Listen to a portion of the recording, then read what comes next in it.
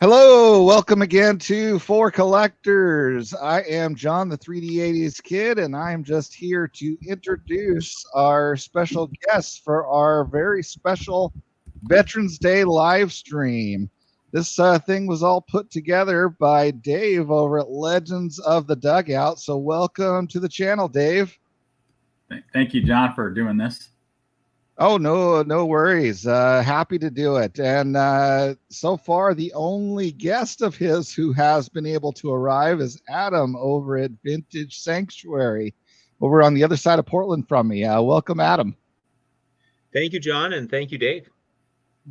All right. So, unfortunately, Garrett is running late. That's Mr. CardCutter. And Lou of LouRokTV had a pretty rough day and is not going to be able to make it. And BillyBallgame is also running late. So any other veterans that join us in the stream, I put the link there in the chat, which I think you should be able to click on and join if you so desire to join in the conversation.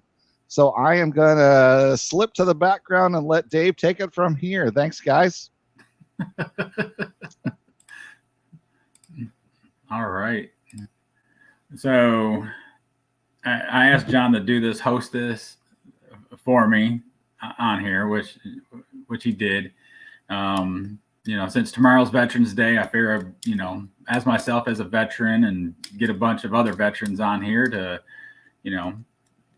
just talk, sports cards and everything else, and talk about our time in the service and the hardships of it and everything else. So, Adam, introduce yourself. I know everybody knows you more than me, so go for it.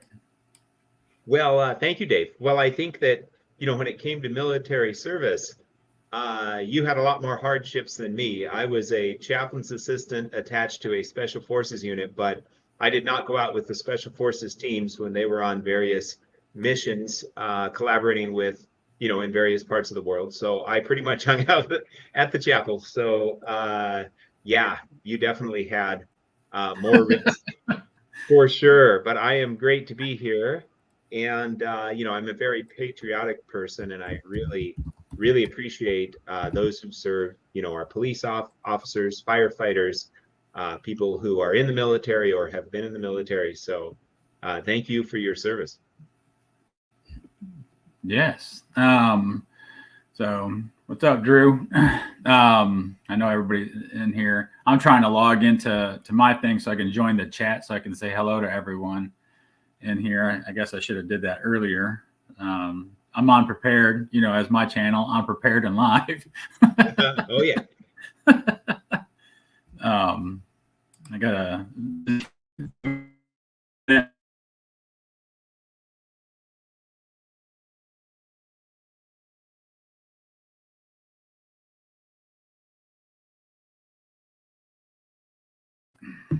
Did Dave freeze up? I'm back. No. Okay. Yeah, I don't know what's going on with my connection. It says I'm fully connected to Wi-Fi, so I don't know what's going on. Did you hear what I said, Adam? You got any cards you want to show? Funny you had mentioned that. Let's see here. Joe DiMaggio served in the Air Force during World War II from 43 to 45. And then, of course, played for the Yankees 7 seasons prior and 6 seasons after his service time. And at this year's National, this was my big pickup. I think it's the Joe DiMaggio rookie card in a pristine one with the scribbles or cartoons, which I think are so cool. And this makes me a true vintage card collector, because this card got its one status, the old-fashioned way, by having some crinkles and wrinkles and discoloration and toning and significant corner wear and the like. So, yeah, woohoo! All right. Well, you're Garrett. Look at that beard, that gorgeous beard. Love it. This is the best part of retiring, man, was the beard. Man, I just want to rub it now. Like, I can't. All right, the National will be here before you know it, man. I know. Garrett, great to meet you. Yeah, it's nice to meet you. How are you doing? Good. Did you miss my card showing? I showed one card. What you get? This was from the National, my big pickup. The 38 Gaudy Joe DiMaggio, veteran. Yeah, World War II veteran. yeah, With the pretty cartoons nice. in a pristine one. Pristine one. That's very nice. And I got a pristine one that I got from the National, also my big pickup. You know, Sweet. Chrissy Mathewson, white cat. You know, Man, y'all are making me look terrible. No, no. Well, you got a great deal on that too. That is such an awesome card. yeah, because you were there when I bought it. Yeah, I don't know. Was I there? No, when you were bought not it? there when I bought it. Not, Nope. not right Nope. when you bought it, but Nope. shortly thereafter. Yeah. And we looked at another one or two that were going for a lot more. So you scoured the entire National and scarfed up the best deal. I don't know if I scoured the whole National, but Okay. All Yeah, right. I feel like you have to scour to find anything at that show. It was so big this year. Well, at least you walked around dazed, confused, and stunned until you finally found a good deal. or I made a new friend, you know, right down there. Oh, was he with you? Was Garrett with you? No, I ran into him. Oh, gotcha. Yeah, I ran into him. Like he's sitting there looking at cards and Yeah, stuff. that And was I'm the like, first time we ever met. yeah. I think we had like about a 10, 15-minute conversation, and then again at the get together, I think we chatted for a long time. Yeah, I need to hit you up sometime this week about some paperwork stuff. Okay. For the VA. Okay. So many questions, like lost in the sauce over here, man. No, I will help you out. I will definitely help you out. Yeah. I'm home on Wednesdays. Well, right now I'm home every day. Right now, it's great. Yeah. A little jealous of that, but that's okay. Oh yeah, how many people have came through? I don't know. John's running it on here, so I can't see nothing. It says we got 20 right now on the stream. So, man, how many people you got creeping in the backstage? I had no idea John was there. Yeah, well, John's hosting it, so he's running it. Other words, I would have been on my channel just doing it, but you know, Thea was like, "You get more coverage on our show," and I was like, "That's very true." So, yeah, no doubt. No doubt. What you got up there? You about to show us something, Adam? I know he's about to show something. I was looking this up. This is the 52 Topps Jerry Coleman, and this is a pristine 4, gem mint 4. This thing is so well centered and so that is gorgeous, glorious. The way they've got his, his head is glowing there. The back is really nice too. And I don't know if I can, do this at the same time because I'm actually jumping to a tab here, but he flew 57 aerial combat missions in World War II, receiving 2 distinguished flying crosses, 7 air medals. And then I believe he was the only Major League Baseball player to also see combat, I think, during the Korean War. I think he's the only Major League Baseball player who saw combat in the 2 different conflicts. So that's pretty cool. He was what I call a Yankee contributor. He was the, I think it was the 1950 World Series where he won what would be the precursor to the World Series MVP award. I think they call that the Babe Ruth Award. But anyway, there's Jerry Coleman for you. He went on to be the Yankees announcer for a couple decades, didn't he? He was a long-time announcer, yeah. But he was in 2 different ones. Yeah, he was in the Marine Corps, I believe. Yeah. Oh, yes, indeed. He did not see combat in both, though. Jerry Coleman, I think, is the only one that saw combat in both. I mean, not taken away from Ted Williams at all, but I just thought that was interesting about Jerry Coleman. Okay. Dang, Adam in here schooling us. Well, I used a tab, so. Every time I think of Jerry Coleman, I think of the number 2, Derek Jeter, number 2.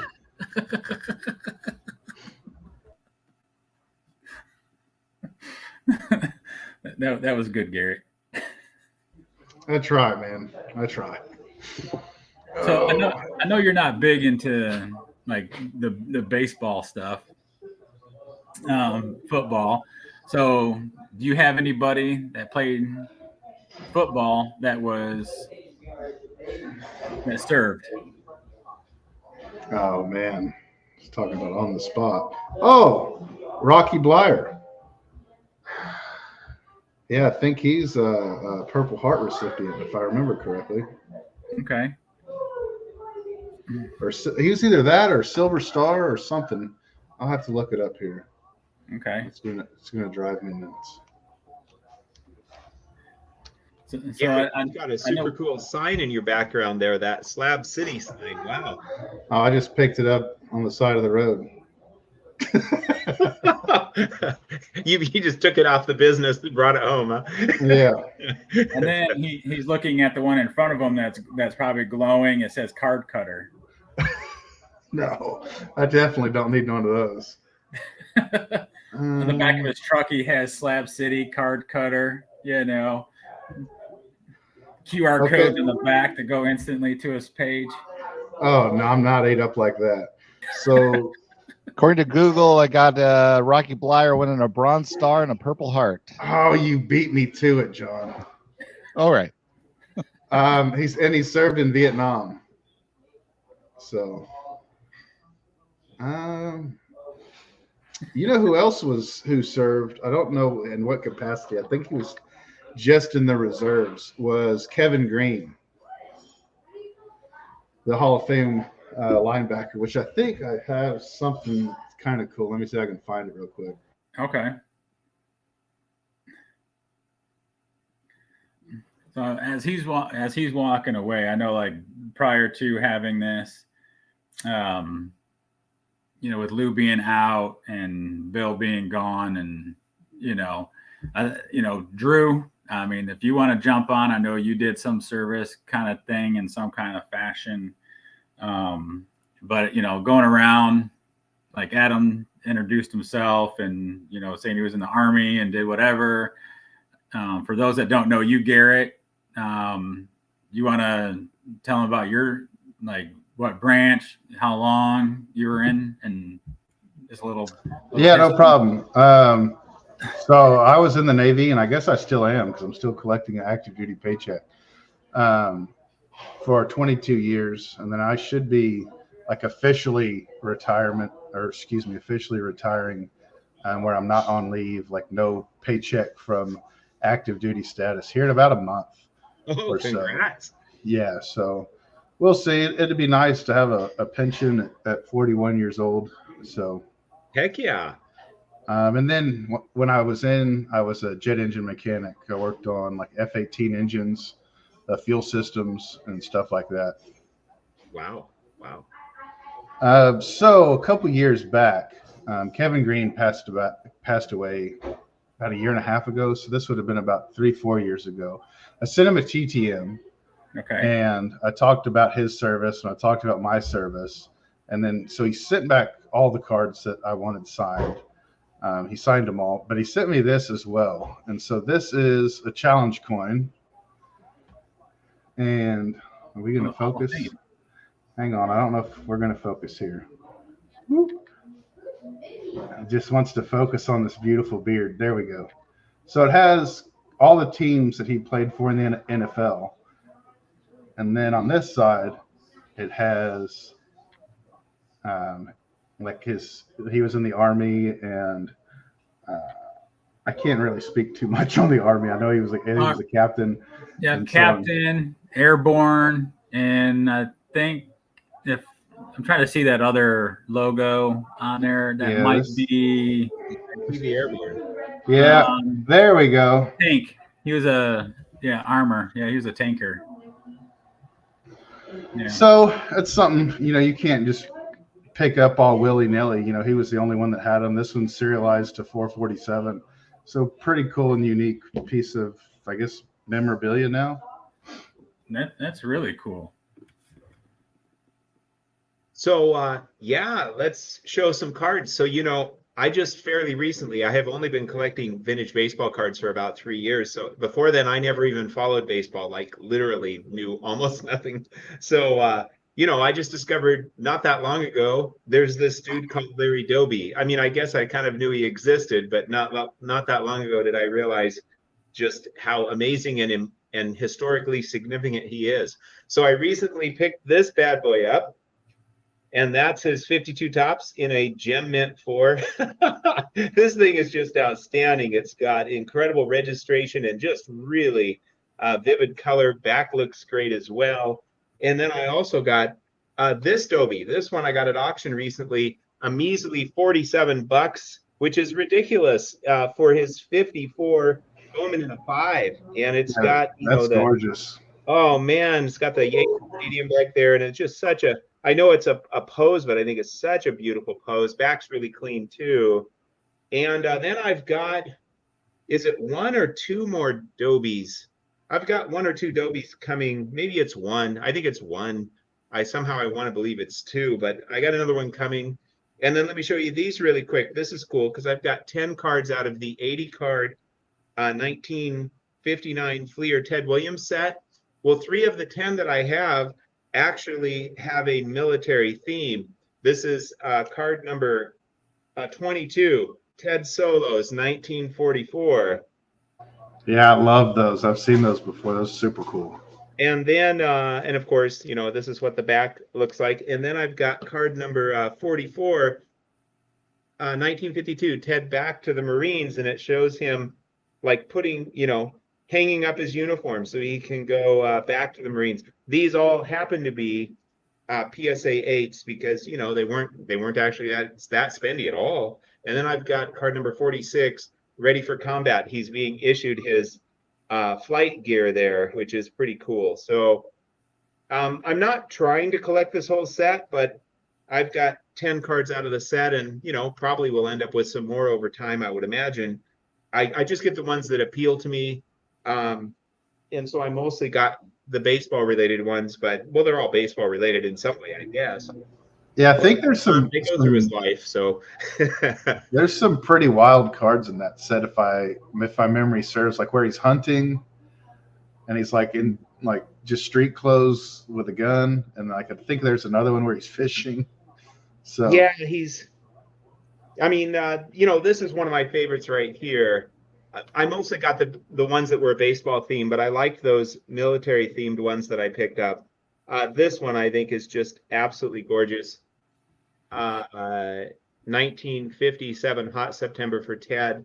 That's number 59. But anyway, yeah, I've got some of those, and 3 of them have the military theme, so that's pretty cool. 3 that I have anyway. What's up, Ray? Good to see you, brother.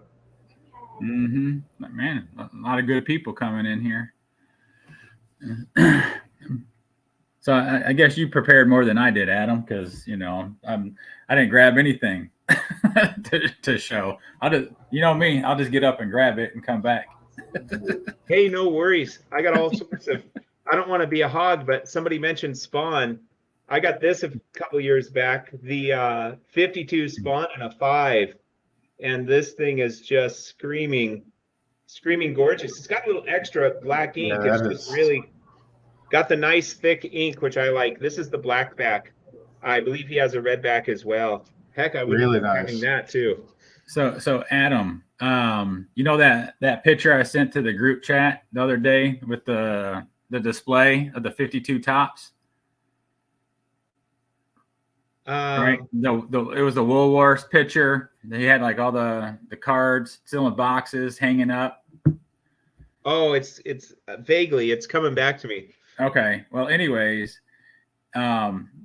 That is from the low series, from the first series low numbers, because if you zoom in on the picture, you see Warren Spawn's card on the panel on one of the uncut sheets, and one of your favorites is on there in an upper corner. It's Lopat. Oh, sweet. Sweet. Yeah, I had to zoom in on the photo, and I was like trying to figure out, and I noticed the Spawn and the Lopat like right away off of it, and I was like, nice. That is awesome. So now we know if we jump back in time for that photo and stuff and took everything, that would be the first series. So no Mickey Mantles. You know. Well, how about this Spawn? The 54 Red Heart dog food in a Gem Mint 3.5. It looks amazing. Man, that looks awesome. 3.5. That's insane. Oh, thank you. Yeah. Adam has like this weird eye appeal for cards. Like it's like low grade, like high eye appeal, and it's you're like who graded that card? And yeah, that doesn't look like any 3.5 I've seen. Well, that's why I'm happy about this DiMaggio, because it's a 1 that looks like a 1. you know, I can show my exhibit of my birthday buddy of Pee Wee Reese. You know, my only Pee Wee Reese I got is this exhibit. So oh, that is sweet. Oh, that's a good one to have. Yeah. So that's my Hey, birthday Dave, buddy. since you mentioned that Woolworth picture, I emailed it to myself, and I can share it here on the screen in just a second. You're perfect. Thanks, John, for doing best producer in the game right here. Yeah. Wait till Garrett, wait till you see this picture. I don't know if you've ever seen it. You might have. I mean, it's floated around quite a bit.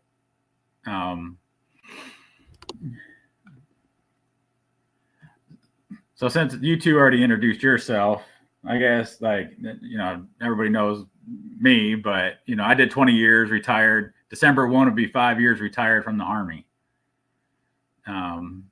So there we go. Oh, so, yeah. So Dude, that's cool, man.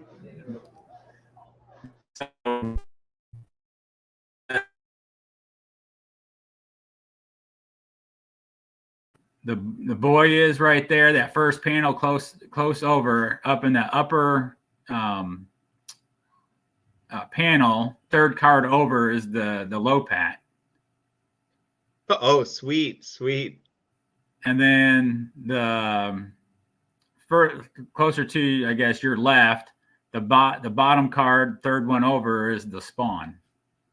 Nice. Yeah, nice. There's the Spawn, and then if you go up to the Lopat there, John, to the other panel, up, third card over from on the top, right there. Wow, that is awesome. That is awesome. Yep, and I guess we looked at this, and this picture was in New York City at a Woolworths. So Boy, that's a lot of money on that table.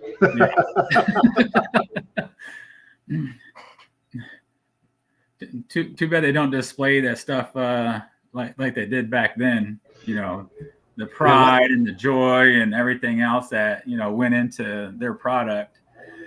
And Now I see some junk back wax. to the store somewhere. Where's the junk wax pictures? The junk wax era.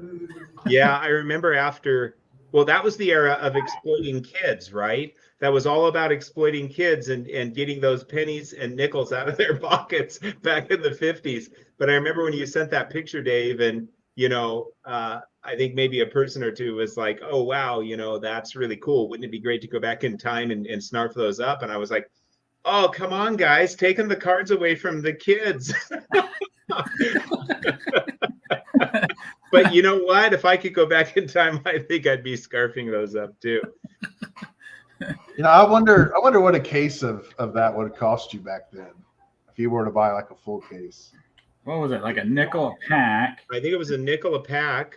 Well, probably like 36. 24 packs, maybe? Was it 24? I don't know what was in a box. Well, if it was 24, that'd set you back, $1.20. If it was 36, it'd set you back a whole $1.80. $1.20. Dang, Adam, we got to eat this week, man. We can't afford $1.20. Yeah, but what was the minimum wage? Hey, I've got some 52 tops here, Hall of Famers that were in the military. Okay. Let me show these off. Now I'm sure that, there are some others like Jackie Robinson was. I do not have his 52 tops, but anyway, I got some here. We got Yogi Berra. And this card has the most incredible rich color in a Gem Mint 2. It's just outrageous. Garrett. Well centered. Back, it's got just tiny little bits of paper loss on the pretty much on the back, just some tiny little. So, and then in a 4, I had, another one of these at one point, but I sold it to Mike Baseball Collector. It was PSA. This is a gorgeous 4. It's got the devil put a sticker on it. And then I got this, I don't mind the stickers, but some people don't like them. Check out the yellow. I've only had this for a few months. This is a Bob Feller in a Gem Mint 3. That is just absolutely stunning. Yeah. It's red back, really nice. And Bob Feller was in the Navy. Yes, indeed. Yeah. And then this I picked up at the National. This thing is so glorious. Johnny Mize. It's a Gem Mint 3. And it is just absolutely stunning. Yeah, that looks amazing.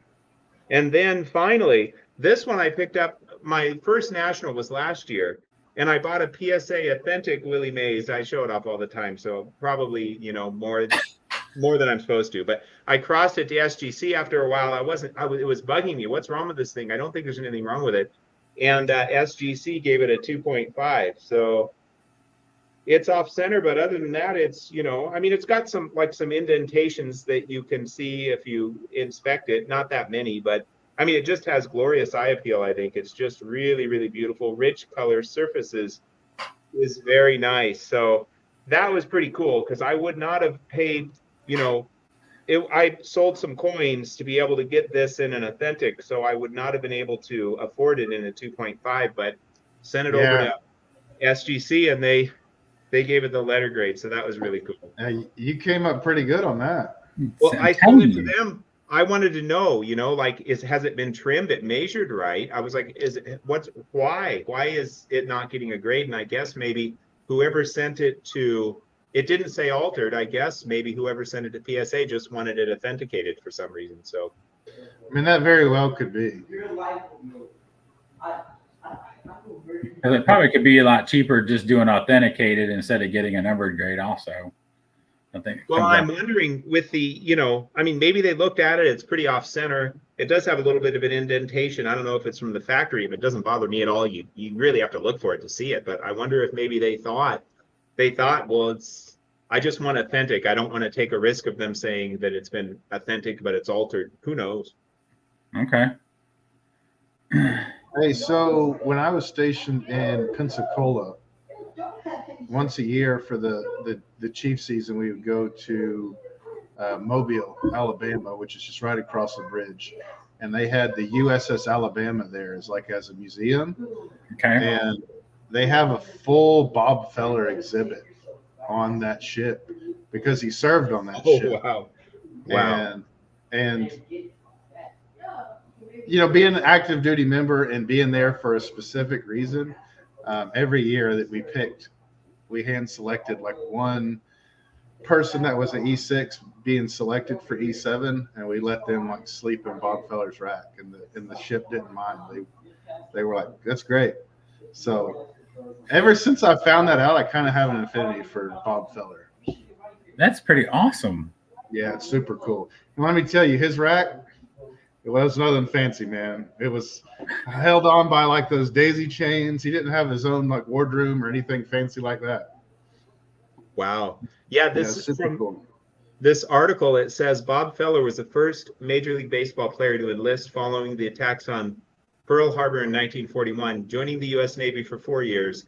He was a gun captain aboard the USS Alabama and is the only chief petty officer in the Hall of Fame. That's a fact. That's great. So when he joined, the Navy wanted him to be like, basically like just a face. Like, you're a celebrity, you're an athlete. We want you to come in. And it basically was going to have him be like a PR guy in the Navy. And he was like, no. Like, if I'm going to do this, I'm going to do this. Mm-hmm. So he turned it down and did that job that Adam just said. So I think there's a lot of honor and pride in the fact of, I'm going to do this. And yeah, y'all can give me this cush job. No, I ain't doing that.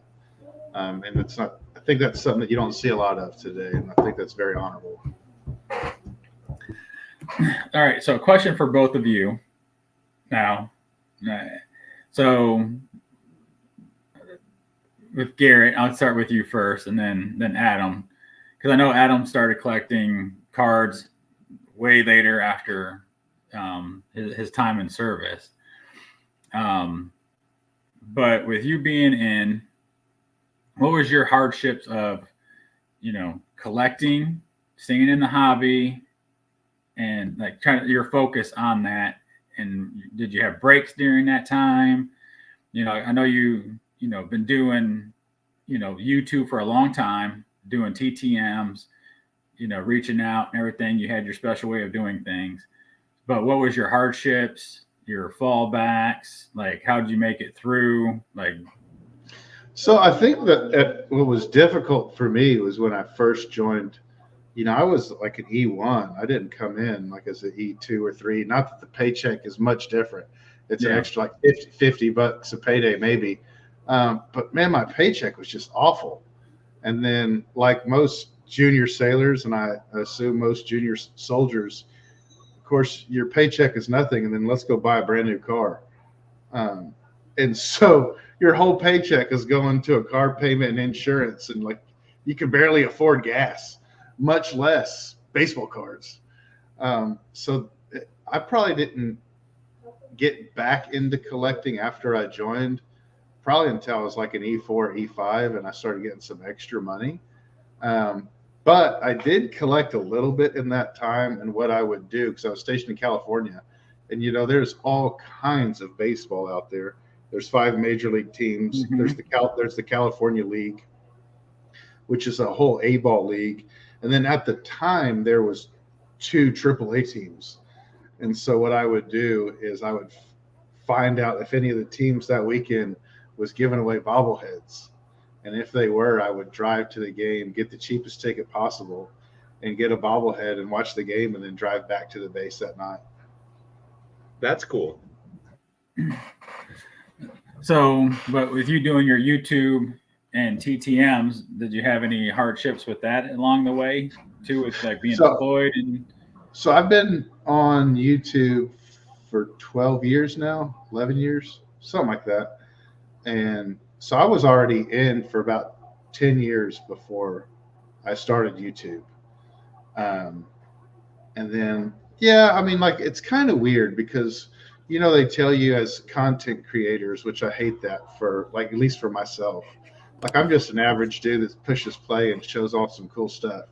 Like, I know content creator is a lot easier to say, but it just feels like I'm not a content creator.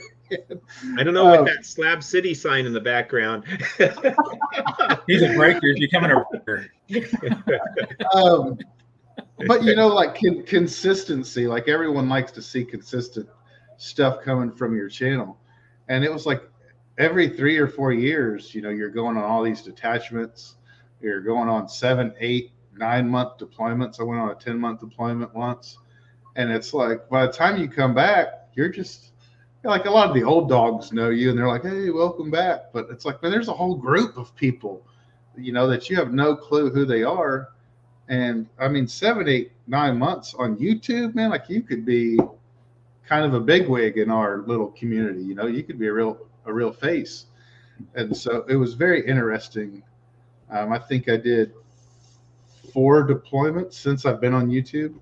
And so it's kind of always weird, like leaving it and then coming back. See, Garrett's BFF is here. Y'all let anybody in this thing, won't you? My What's up, God. Mike? Hey, Dave. Well, boys, Congratulations to you, man. well, boys, it's time for me to go. I was going to say that doesn't look like Garrett, but I'm guessing that's Garrett's best friend forever, Mike. It is. He's only embarrassed. It's a different Garrett. Y'all don't know him.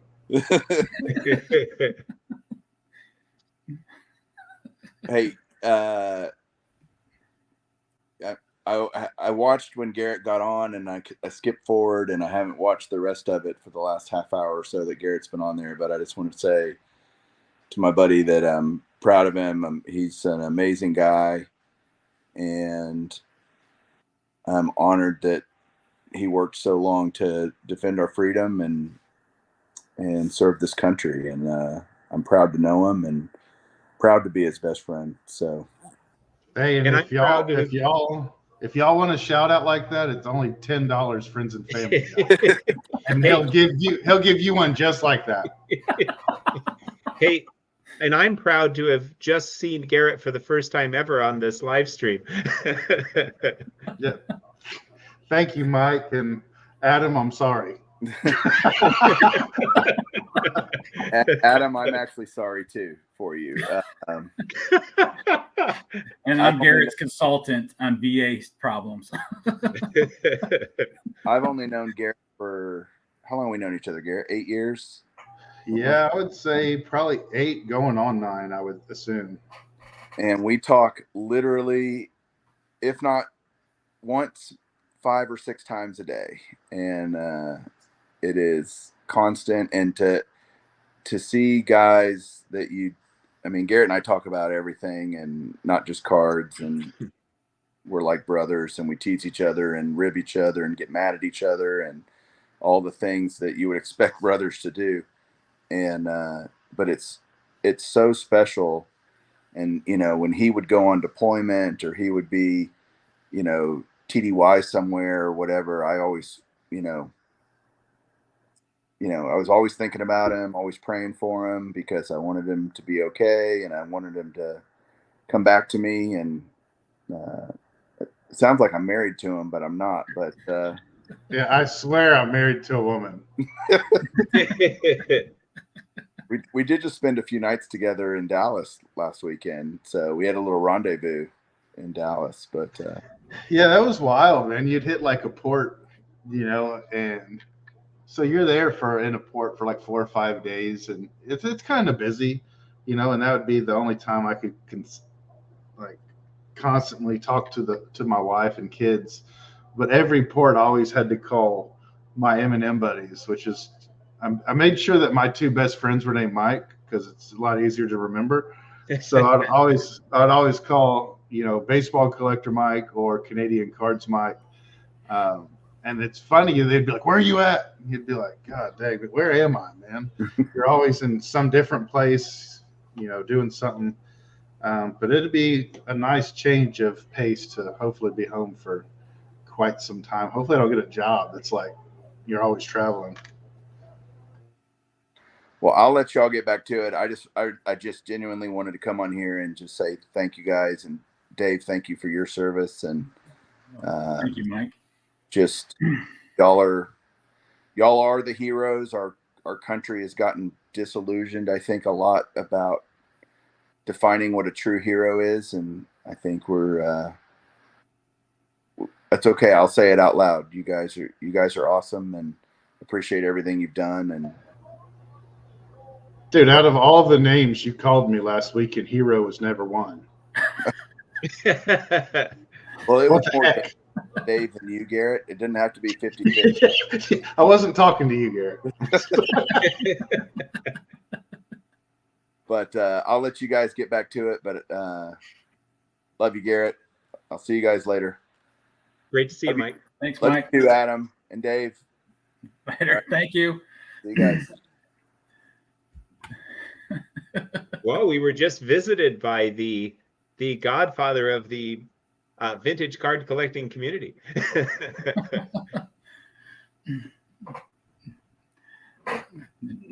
Yeah. By the way, Orlando had mentioned this in the chat, that I didn't, say it just for brevity, but Mike Baseball Collector, when I went to my first national last year, he was, I think, about the first person I saw at the national. Just ran into him on the huge floor there in Atlantic City. And I had already had my eye on that Maze card. So, the first thing I said to him, well, after saying, glad to meet you, is, would you come look at a card with me? And he knew that dealer, so he negotiated for me, which was kind of cool. And, so I would have tried to get that price, but I may not have been successful because he had bought his Mantle rookie from that dealer, MM7 down in Oklahoma City. He had drove down to get it, in fact, sometime before. So that was pretty cool. So I sort of have this tie to Mike with that card as well. So Adam, the question that I asked earlier with Garrett, I guess holds on to you now. I don't know if what you were collecting, or if you were collecting while you were in the Army. We mostly sat around and listened to like FDR's fireside chats on the radio. It was so long ago. we didn't have cell phones. We didn't have TVs. No, I was in from 83 to 86, and I was not collecting. Now, prior to that, I had collected 19 or 18. Oh, yeah, thank you.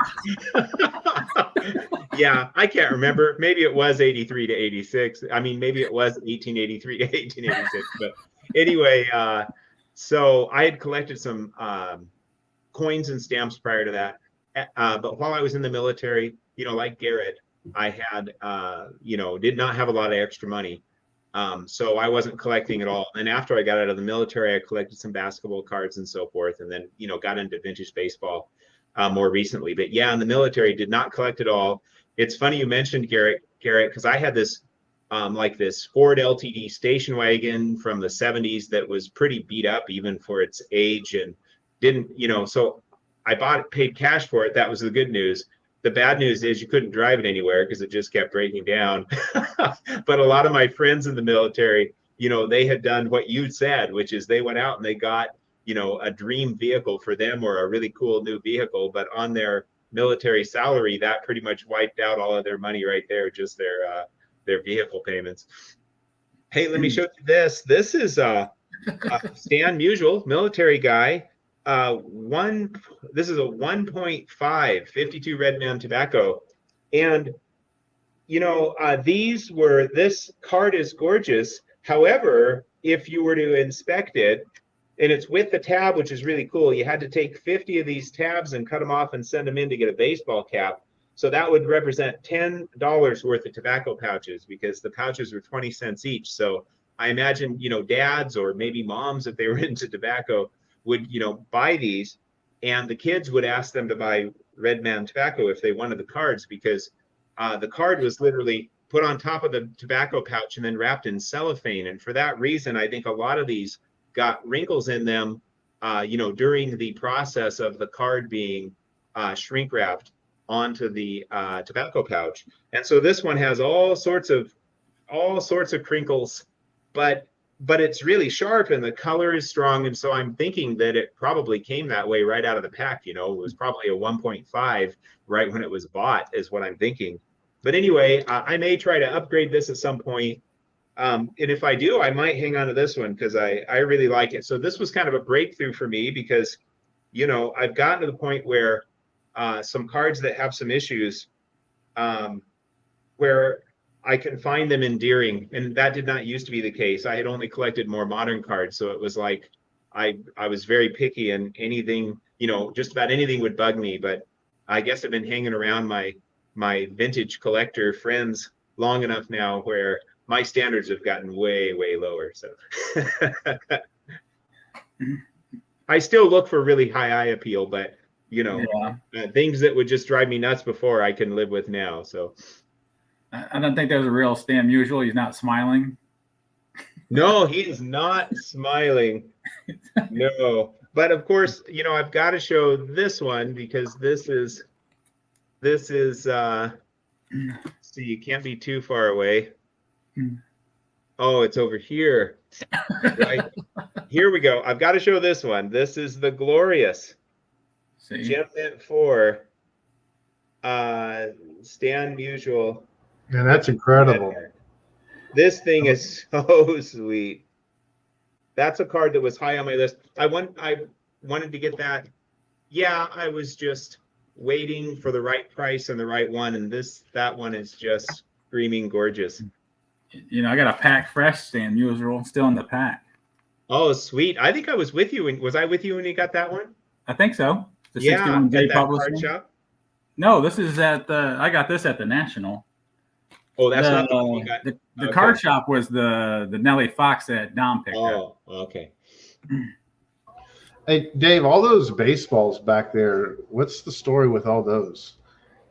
Well, You just Yeah, pick most them of up them- through the years, or are they all a certain team? Or are they all Hall of Famers? Or so I guess you'd say like the top 2 row up here, maybe a couple down is like Hall of Famers. Some I got.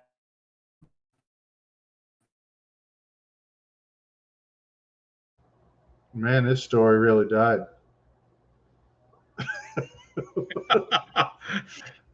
Hold on, there. Yeah, I think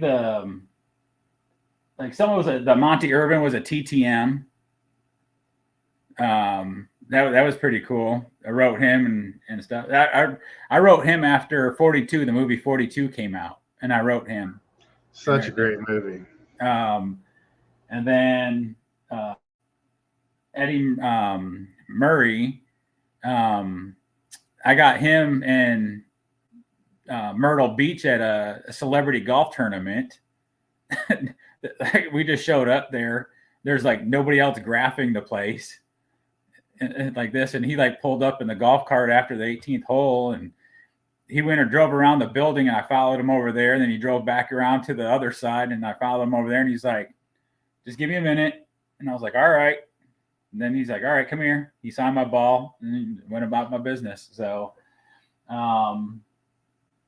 yeah, and then of course, I mean, you can see like the bottom row and stuff. I would say probably 95% of all my baseballs are in person. Or Yeah. there's a few that were TTM, but other than that, yeah. I think you have like one of the coolest backgrounds.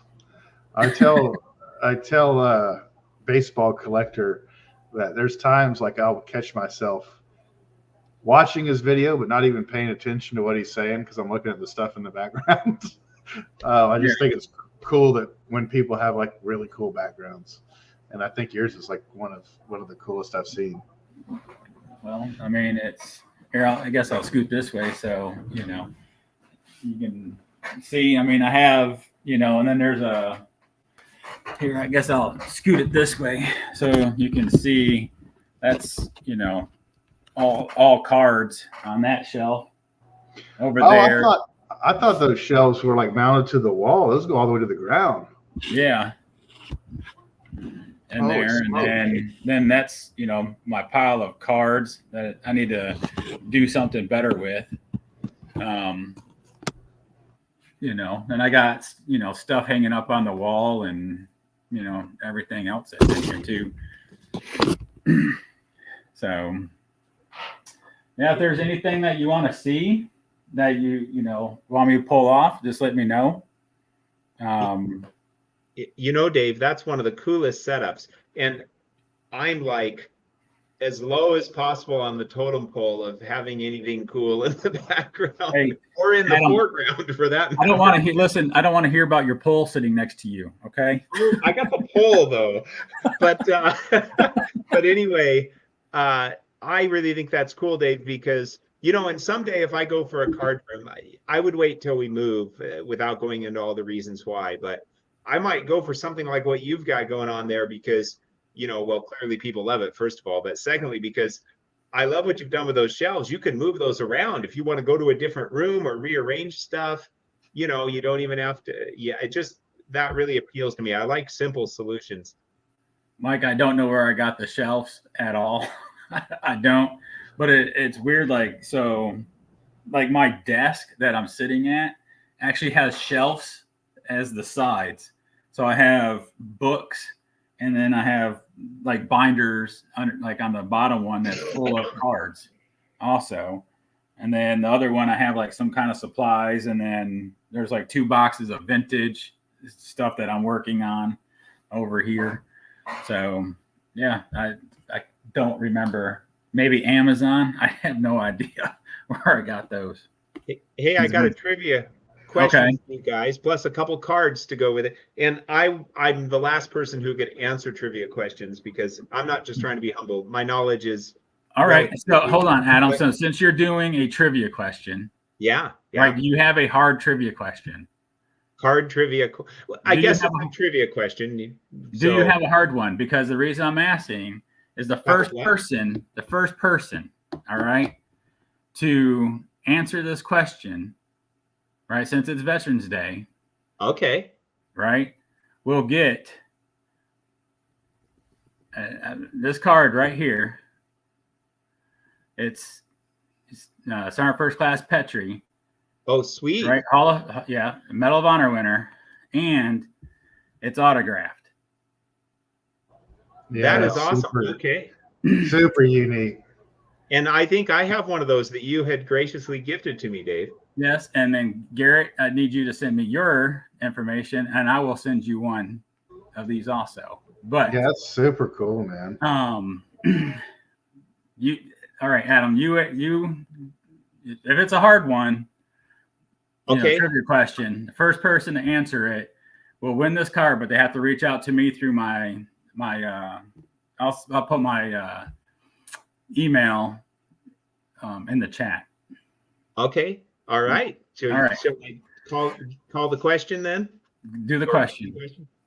Okay. So one of the best home run hitters of all time. He served in the U.S. Navy during World War II. He is in the Hall of Fame. I'll leave it at that.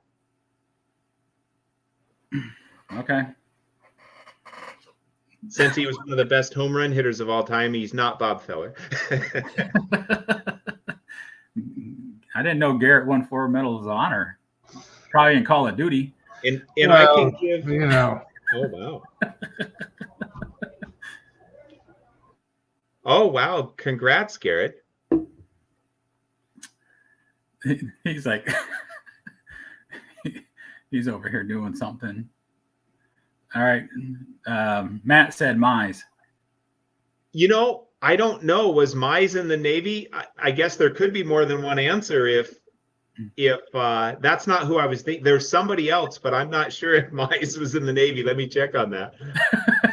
You not answer your question? I know he was in the military. There could be multiple answers.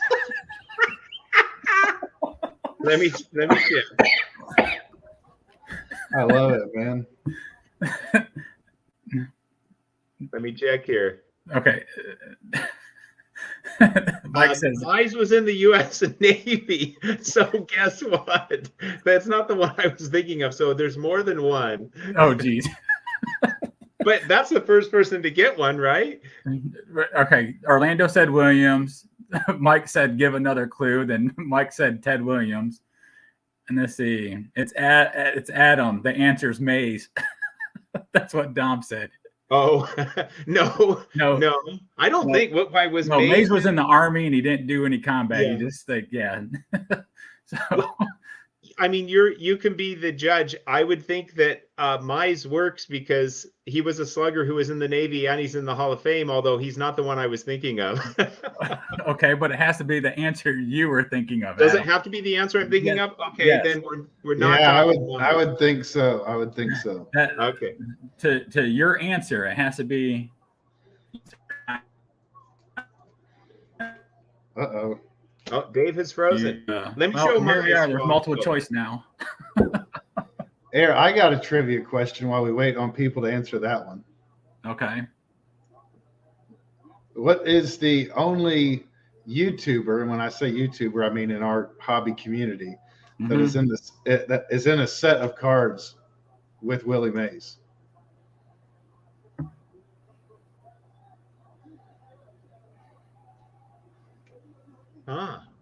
In a set of cards with Willie Mays. Yeah. Oh, I don't have a clue. So I'll show you the card of Willie Mays. Okay. All right, that's the. So that's the set. That's the sealed set. And then here is the YouTuber.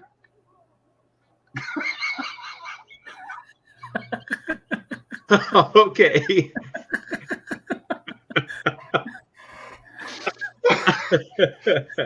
That's great. That's right. You did meet Willie Mays.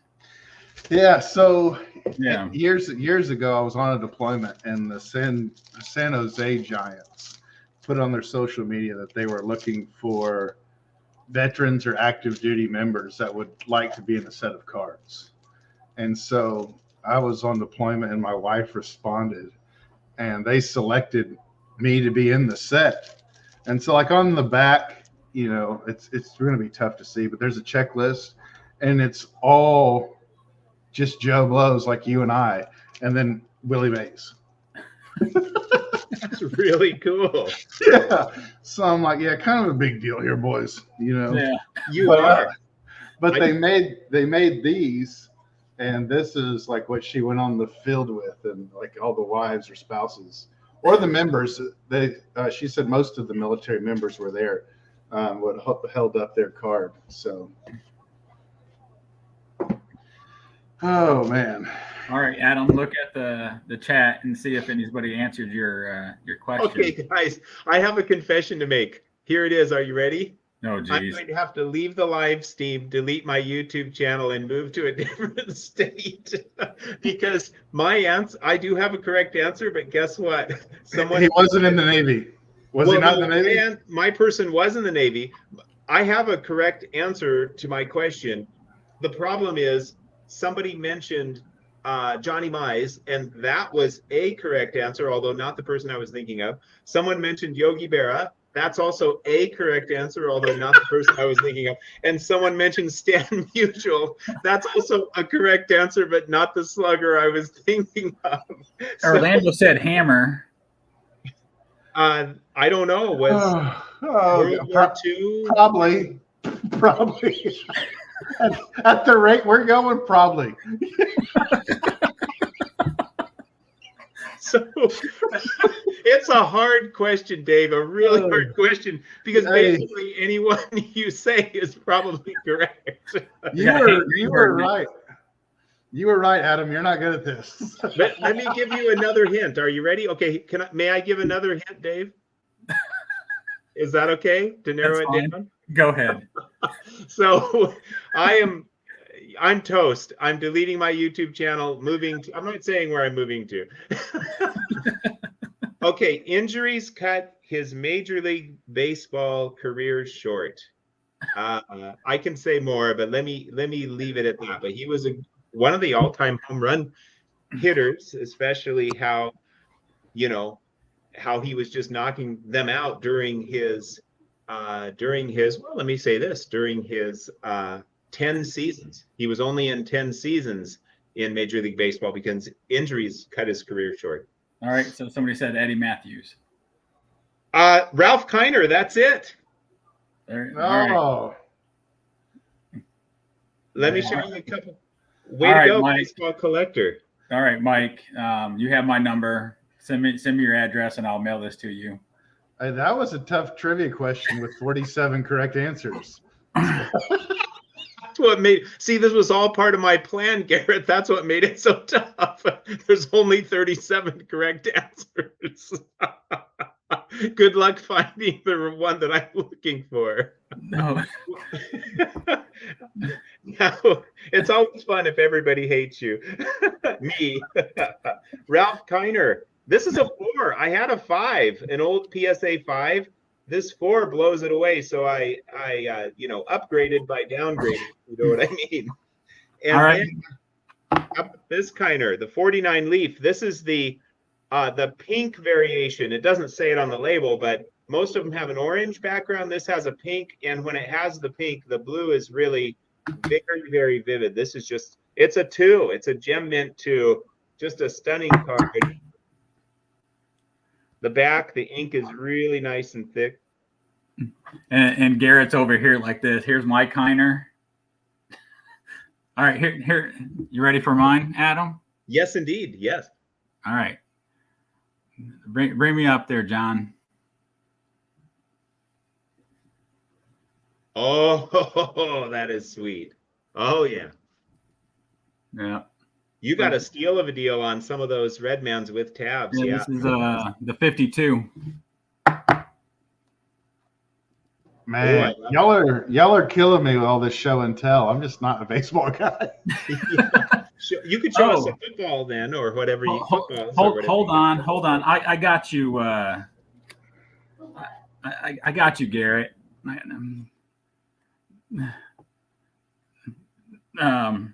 Here, since you're the football, you know. Oh, I love that set, man. And then. Yep. Those are cool. So super cool.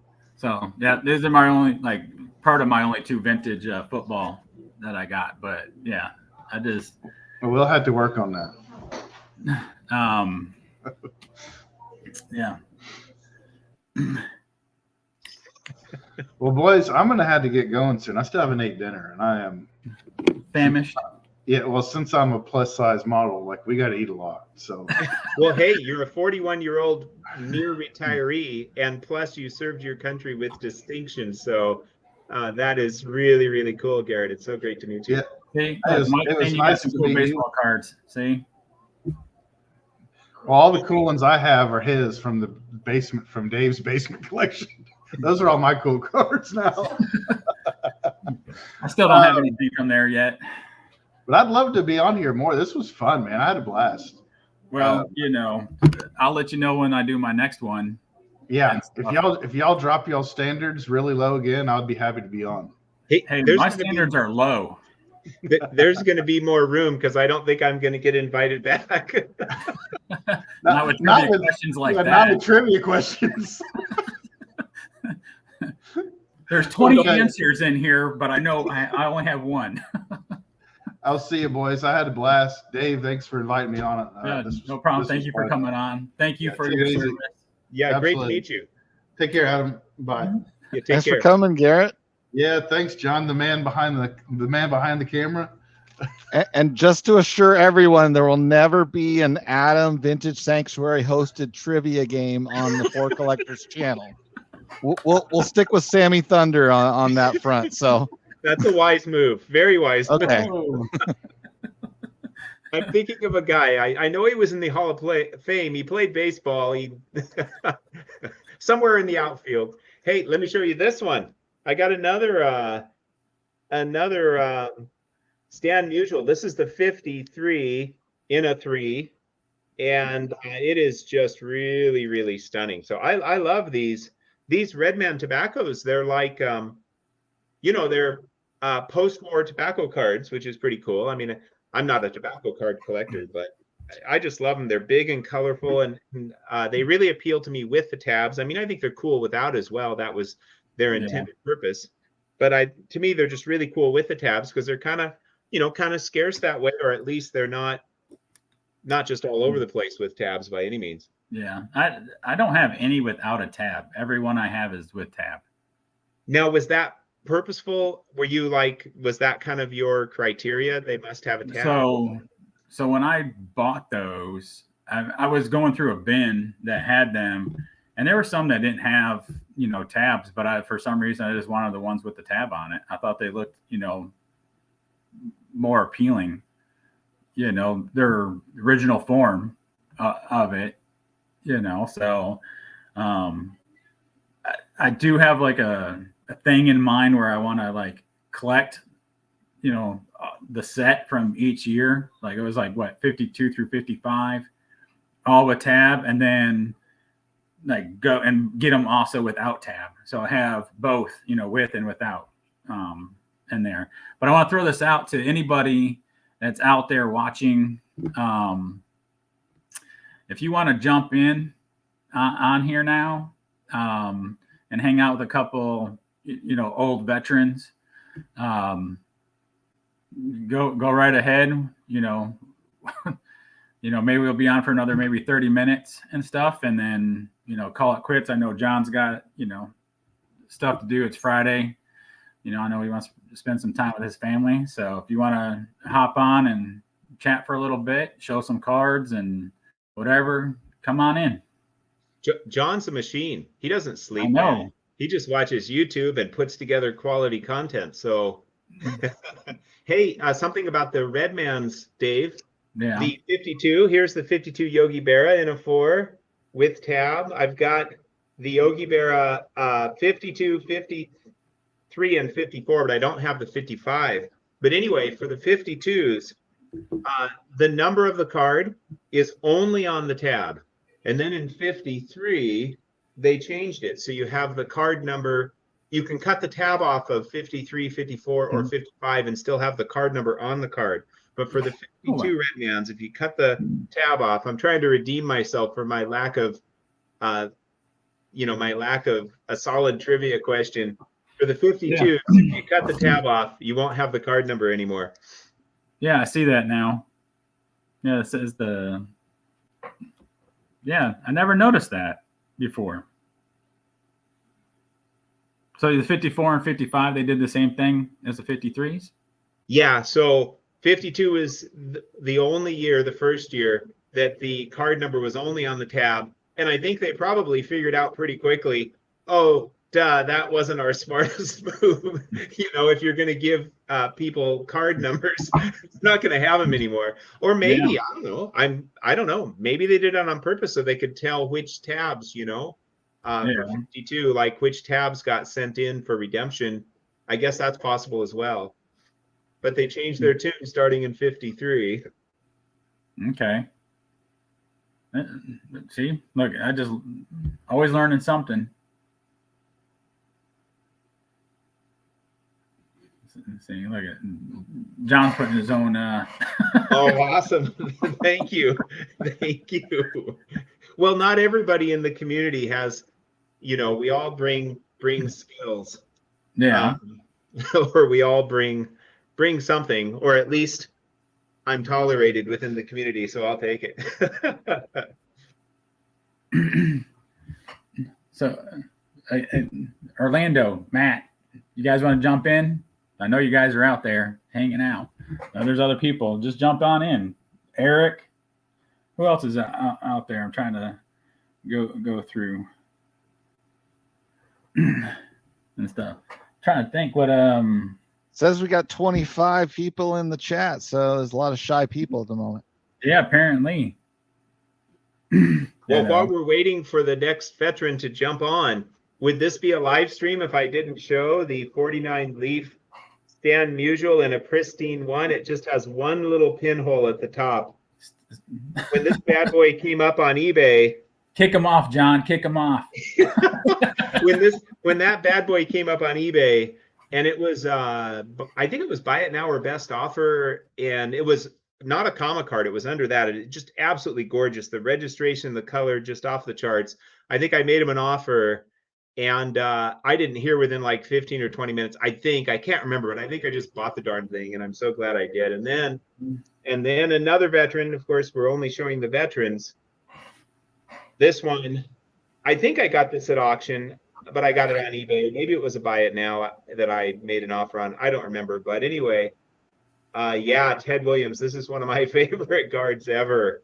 It is just so, I absolutely love this card. You know, I heard from nobody that you were going to give that card to me for Christmas. Oh, did you? Which one, the Williams or the Musial? Or both? Oh, okay. Well, it was supposed to be a surprise.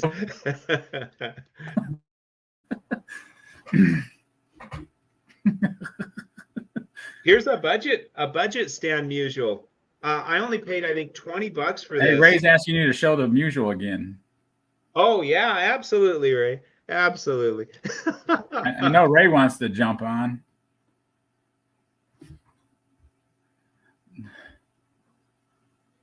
Oh, the blue, the registration. The centering's not bad either. It's just sharp and clean. Just one tiny little pinhole. I don't even see that. The pinhole's up top, isn't it? Yeah, it's let's see. It's right between the Stan and the Musial on top, kind of toward the top of the lettering of Stan and Musial up there. I don't Pretty even hard see to it. see. Yeah. And then on the front, it's on the top in the middle. You can probably see light coming through or whatever in the middle. I see it like a white dot.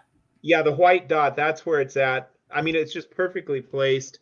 I mean, I know people say they'd buy cards like that all day long. Well, we'd run out of money pretty darn quick, but I would buy cards like that all day long if you could, when you can get them. That's just, yeah. Chris, why don't you and Ray just jump on here and we can all have a conversation together?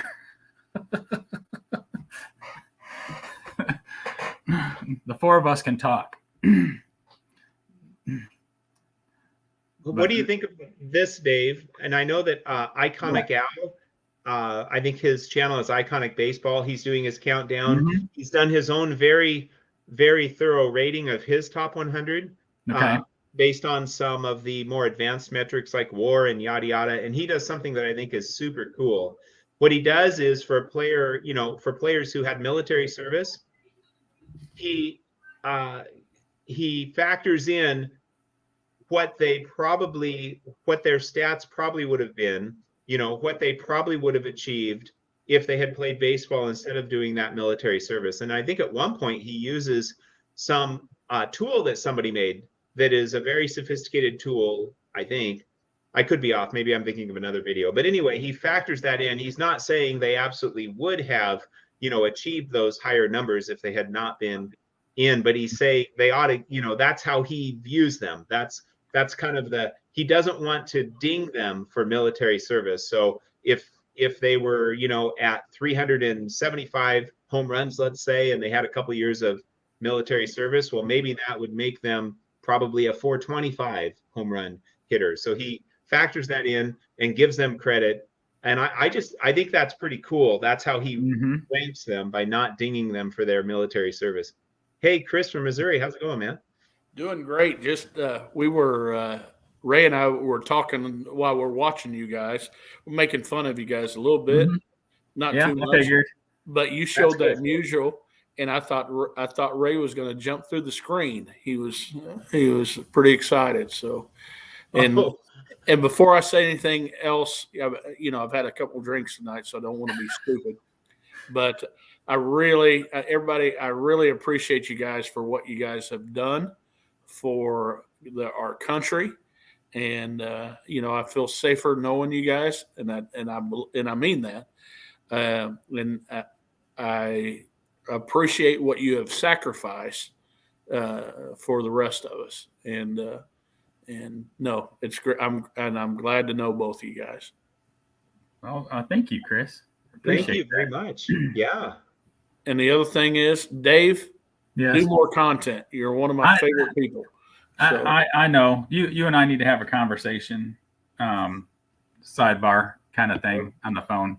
Well, we'll do it. We'll do it. I know we were supposed to have one on Wednesday, but let's things happen. We can do it. We can do it on Wednesdays, or you can call me anytime. So okay.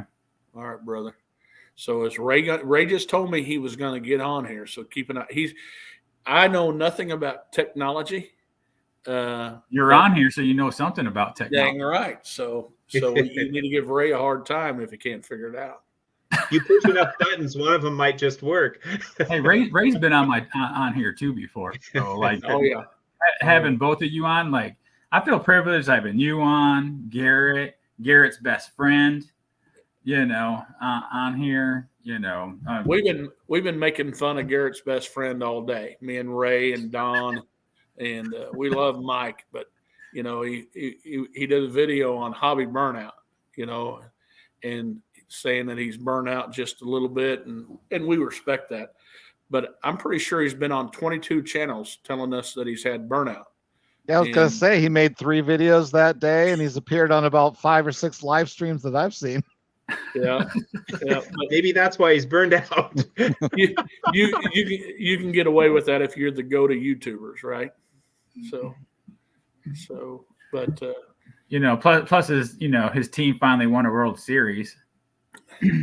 Yeah. That'll burn you out real quick. That was stressful. Yeah, it might burn you the stress of it might just burn you out, especially when they won all those games on the road. Yeah. And I think he's probably pretty superstitious as well. So he probably, I don't know this, but you know, they won that game, and whatever clothes he was wearing that day, he didn't wash them. And you know, he probably been wearing the same clothes for, I don't know, a month and a half. So, but I tell you what, that's fun. My wife and I, when the Royals won it in 2015, and we did the same thing every night when they were in the playoffs, because I'm so superstitious. I mean, everything from clothes to food to whatever. Oh, there he is. Hey, Ray from Philly. What's up, Ray? What's going on, man? Ray wants to see this. Oh, no, he doesn't want to see that. No, the wrong one. Where'd it go? Oh, he no. Wants it's in the mail to Ray already. Oh, there it is. He wants to see this. There we go. That is the nicest looking one I've ever seen in my life. Oh, it's truly glorious. It's just outrageous. Yeah. So there's proof right there that you don't have to buy 5s and 6s. You can get a 1 in vintage cards that look like that. So yeah, I kudos. think the difference, you know, stating the obvious, the difference is that, you know, if a person is, for the particular card they're looking for, if the 5 or 6 is in their budget, well, you know, and it's available, they can just go out there and you know, grab one they really like. Yeah. Whereas a really, really nice one, you know, from say 49 Leaf, just isn't going to come up every day by any means. I was kind of lucky. I mean, really, to a degree, I was lucky. I just happened to be, you know, looking at the right time and did not wait too long before pouncing on it.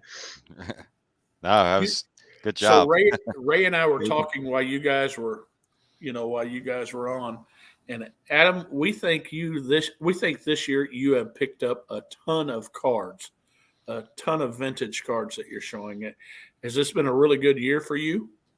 So, you know, thank you. What it was, I've kind of slowed down now because I'm down to about 20 coins. Some of them have a decent amount of value. A few of them, not really much at all, and I'm not sure if I want to let those go. I'm happy with all the others I've sold. So selling coins is what enabled me to get, you know, some of the more expensive cards for my collection. And I think I did a pretty good job of targeting cards that I really wanted to have long-term, because you can't buy everything. So when you're in a position where you have more money than usual, you know, you want to go after some stuff that is going to be a priority, that you're going to be pleased that you spent the money on that long term as opposed to something else. So there was that.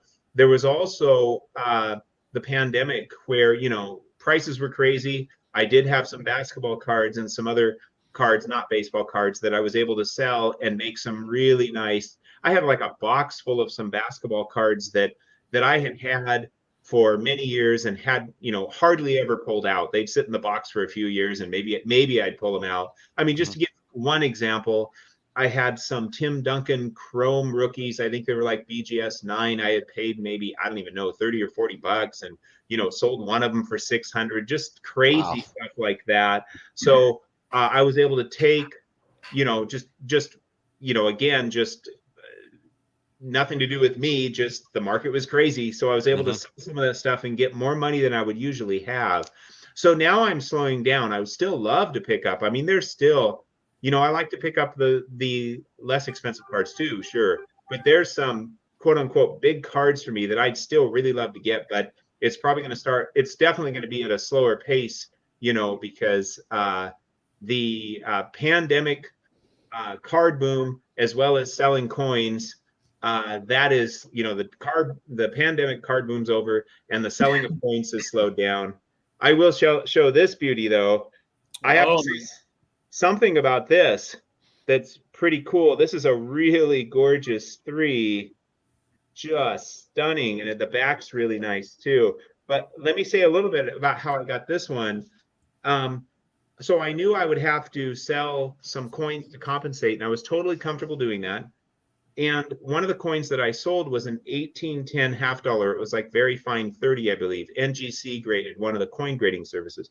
Had very nice eye appeal because I was picky. just looking at comps, I expected it to go in the $300 to $400 range. I didn't know exactly, but that seemed about right. Well, it sold for like, I think 2,300 or 2,350. So, you know, I auctioned it off, and I just got, I got lucky because it did have nice eye appeal, and eye appeal is important on cards. It's arguably even more important on coins, because you can have a circulated coin that has really nice toning and it doesn't have a lot of marks, or it can be all black and ugly and have just, you know, horrible marks that, you know, obliterate key features. So this was nice, but I did not expect a premium like that at all. So that one, you know, that one coin did, you know, most of the job of getting this. So I won't be getting big cards like that nearly as quickly as I was, but I feel really good about the ones I got, because I got, you know, I got ones that were high priorities for me. So yeah. I remember you showed a nice upgrade in the Hank Aaron a little while ago too. That was the Hank Aaron rookie. That was awesome. That's on my huge bucket list that I want to get. Oh, yes, indeed. Yeah, I can't show him today though. Was he in the military? I don't think so. No, I mean, not that, I mean, I want to respect the. Oh, so you're just showing. Okay. All right. Gotcha. I mean, I just want to be respectful in that regard. Hey, show that usual again. I think Mookie wants to see it.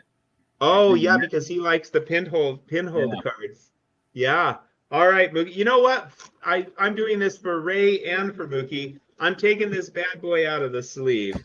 Uh-oh. We're serious now. Risque. We're going all out. Yeah. Clean.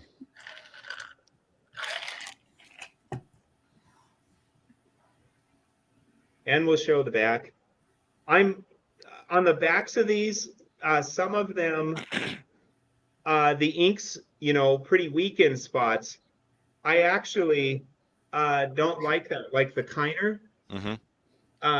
I had a different Kiner, and the ink was weak on the back. I mean, a little bit is okay, but, and I'm probably crazy because, you know, I think for most people that wouldn't bug them. And usually what's going on in the back doesn't bug me too much, but I guess it was bugging me that the ink was weak. So I sold the Kiner, and, you know, the replacement that I got not only has the really glorious color variation on the front, but the ink is just really rich on the back. So I might be the only person that cares about whether or not the ink on the back of a 49 leaf is rich and dark or not. You may be. Yeah, might be. Yeah. See Adam buying like a raw version and stuff, and then coloring it in with Sharpie. Just right. I tell you, Mookie collects those. He, you know, does the stuff with the pinholes, and with the Stan Musial with the pinhole. To me, it doesn't bring that down hardly at all. And some of it, you know, I have some cards that are PSA 1s with pinholes in them. I actually had a 53 Satchel Paige that I just loved it. It just I've had a few of them over my time, but I have one that has like 4 pinholes in it, but it is centered. The color's great. You can't see the pinholes until you hold it up to a light, and then you know, it shines through. And you know, to me, it doesn't bother. It doesn't bother me at all. Right. No, wouldn't bother me neither. Yeah. So you guys are showing veterans. I apologize if I missed the beginning. So you're showing guys that were in the military because it's Veterans Day today, right? Well, tomorrow's the Veterans Day, but yeah, you know, yeah. I mean, that's I guess the kind of the going rate right now with Adam. I'm trying to think of what other players are in the military. Bob Feller, Yogi Berra. This thing is absurdly sharp. It was from the Lionel Carter collection. Oh yeah. I think that that Dawn Field of Dreams has done a video talking about this collection. Maybe some others but this card It's a 7. It was on eBay a couple years back, and it was just sitting there going on the eBay merry-go-round for a pretty decent price. I think I think I might have even been sent an offer. Oh, sweet, sweet. Oh, yeah. I was like, who's the fifth person in here? Adam. I didn't realize you had that, John. Adam, there's a video on Lionel Carter. It's a 30 to 40-minute video of when he was live. It's about a 20-year-old video, maybe a little older, on his whole collection. I found it on another YouTube channel, a great channel called Dead Guy Cardboard. And he did a video of Lionel Carter's video, and it's Dead Guy Cardboard did it about 5-6 years ago. And every once in a while, I go back to his channel and look for that old video from 5-6 years ago so I could find the Lionel Carter video. It's unbelievable.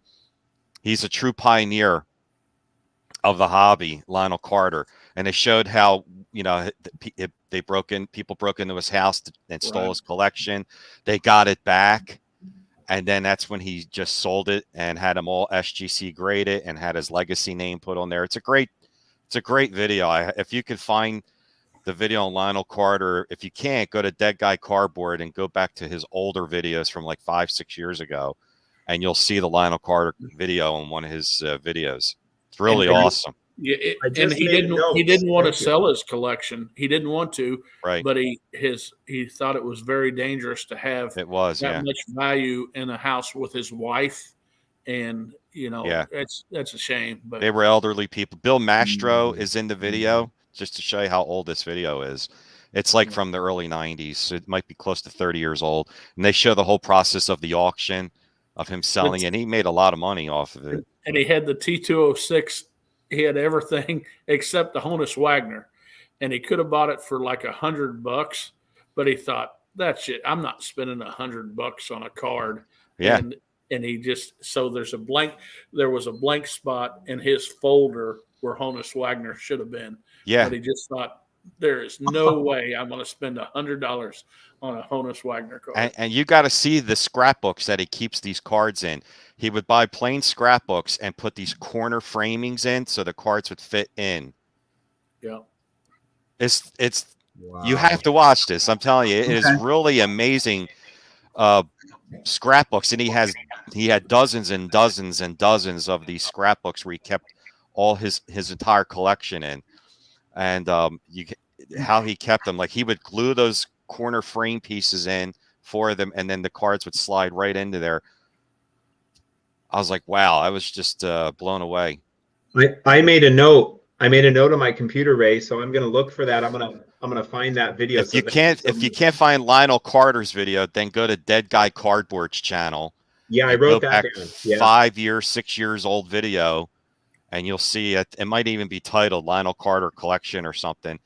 And then he has a link in there on his channel, and you just watch it there. It's awesome. Oh, here it is. Oh, wow. Dave is the man. I didn't bring it up. This is all John. I think John's the man. So, yeah, if you want to play it for a couple seconds, or click the maybe there's a link or no. I think or having a show within the show. This is awesome. It's within the video. John just spiked the football and he's doing a touchdown dance right now. Yeah, it's awesome. But you got to watch. Yeah, it's about 3 minutes into this video where he talks about Lionel and then goes right to that video. And the books are amazing. The books are phenomenal. The scrapbooks and the time. And he talks about how he got these cards back in the day in the 30s where it was mail. You would put ads up in magazines and you would put what you were looking for, and collectors would then send it to you, and then you would send something back to them. And that's how he built his collection, through the mail with other collectors. Wow. And he had a penchant for quality, so I would imagine it becomes harder. I mean, I guess cards are more available and probably with less of an emphasis. There's Bill Mastro. Wow. That's crazy. But if John could fast forward a little bit more to see the books, and Lionel and his wife is there, you know, and they go through his basement and he shows the books are just sweet man too. Like you watch him in the video and you're like, this guy's so nice. It's awesome. And these are like, he started doing this in like 1933. So he's got the DeLongs, the Goudies. Oh man, I gotta watch this video. Look at these books. Look. Now, like I said, he has 2 corner frames glued, 2 little black corner frames, so the Tito 6s can just slide right in. And he glued each one of them in, and the cards are in mint condition. They're like 8s and 9s. Jeez.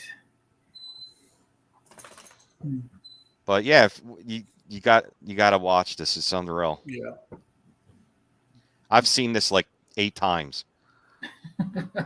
This does not look like it gets boring at all. No. Not if you like looking at cards. Nope. And I like the stories of how, you know, they talk about the early pioneers. He's one of them. And I'm drawing a blank on the real famous pioneer that it's his collections in the Metropolitan Museum now. And he actually started the catalog. What's his name? Oh, I can't remember. I know what you're talking about. I just can't remember. But they're talking about him in this video too, about the early pioneers of collecting. I have to Google his name. Don't you have to consider like Dr. James Beckett kind of a pioneer as well? Oh yeah. And Burdick. Yeah. Ray. Matt guys, says Jefferson Burdick. Guys, Burdick. Jefferson Burdick. Yeah. Yeah, his collection's in the Metropolitan Museum of Art. He's one of the early pioneers, and he started the catalog. He's the one who named the T206 to T206. So, and Lionel's right there with Jefferson Burdick, Lionel Carter. So to get a card from Lionel's collection is awesome. Oh, yeah. Oh, this is torture looking at those glorious 38 Goudies with the cartoons. I wanted them all. I'm about T206, and I'm sitting here looking at mine. I'm like, look at his collection, though, man. Like they're pristine. He kept them like this from the 30s. So yeah, definitely worth. I will be looking it up, Ray. I wrote down everything. And not only the Lionel, but Dead Guy Cardboard's channel's awesome. I vote for him for the Hall of Fame every year. His channel's awesome. Look at those. Look at them. And he shows how he glued them in, like the corners and everything. They're like frame corners. Real meticulous. Bill Mastro sent him a card for his collection, and Lionel sent it back because it wasn't in his condition that he liked. Bill Mastro is like, I got shot down by Lionel Carter. That's how, like, he bought cards that were only, you know, he only got cards that were pristine. Sweet. Yeah, real nice man too. He passed away, I think, in 2008.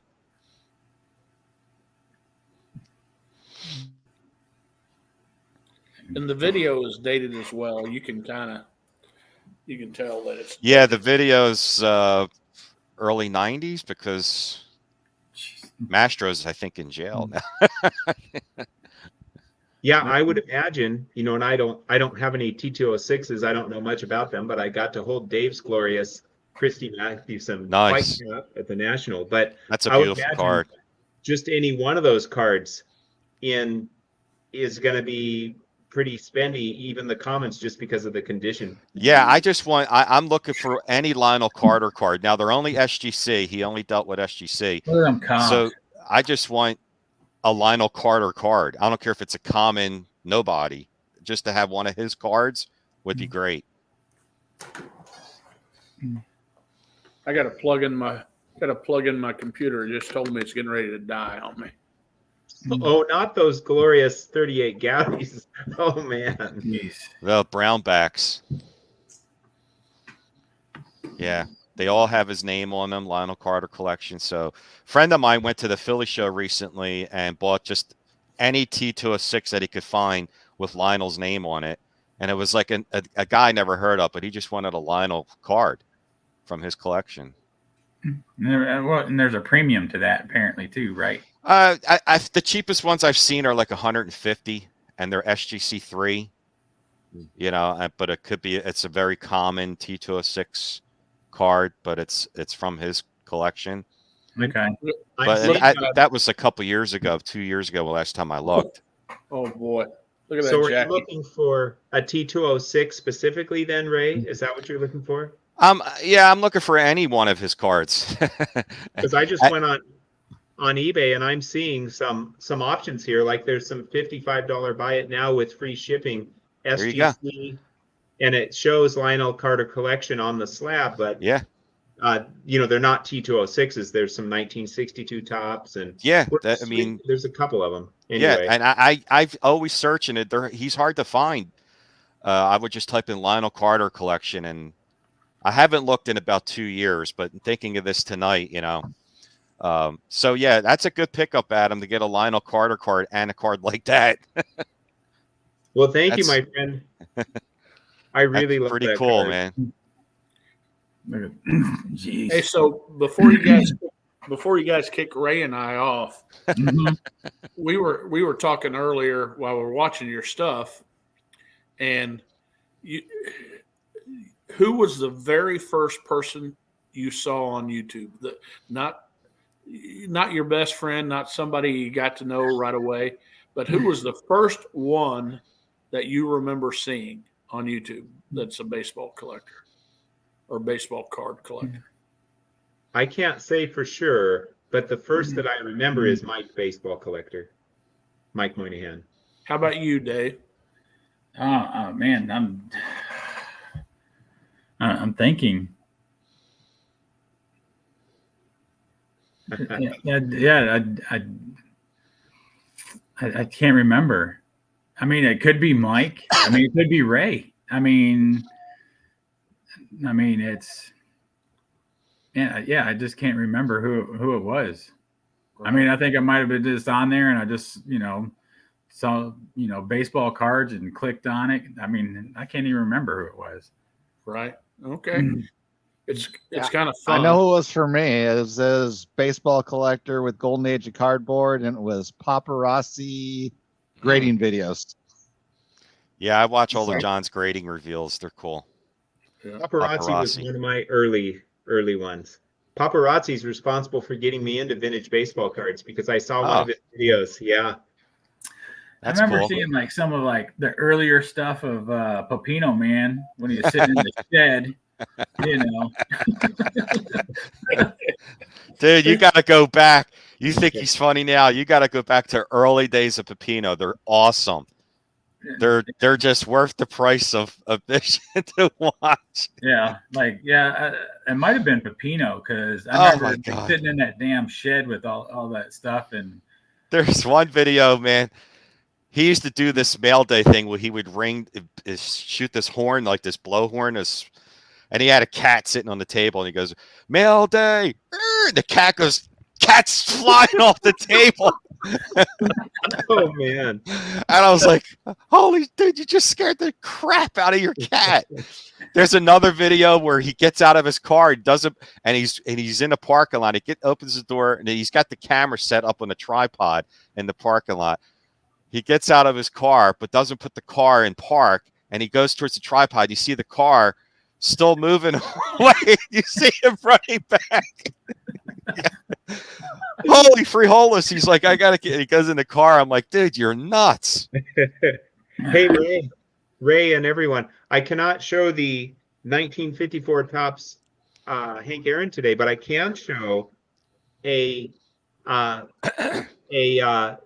slugger, who was in the Navy, but not World War II, the Korean War, and that would be Eddie Matthews, Hank Aaron's teammate, the 54 Topps Eddie Matthews. Nice. And this might be my favorite set when factoring in both the front and back of cards. Mine too is 54, definitely. And then here's his 53. I've got his 53 as well, which one of the things I love about this card is his 52, of course, is the last.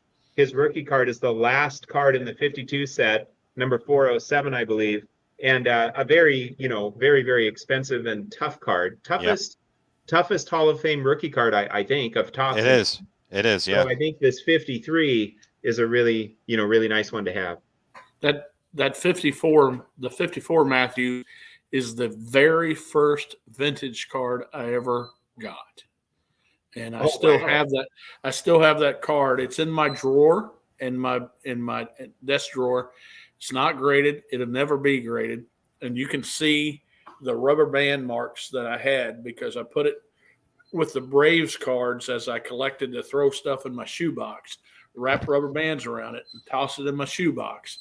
And just love that card. So it holds a special place to me. I got another one graded, but this one will never be graded. I traded for a 1972 Burt Blyleven card for that Eddie Matthews card.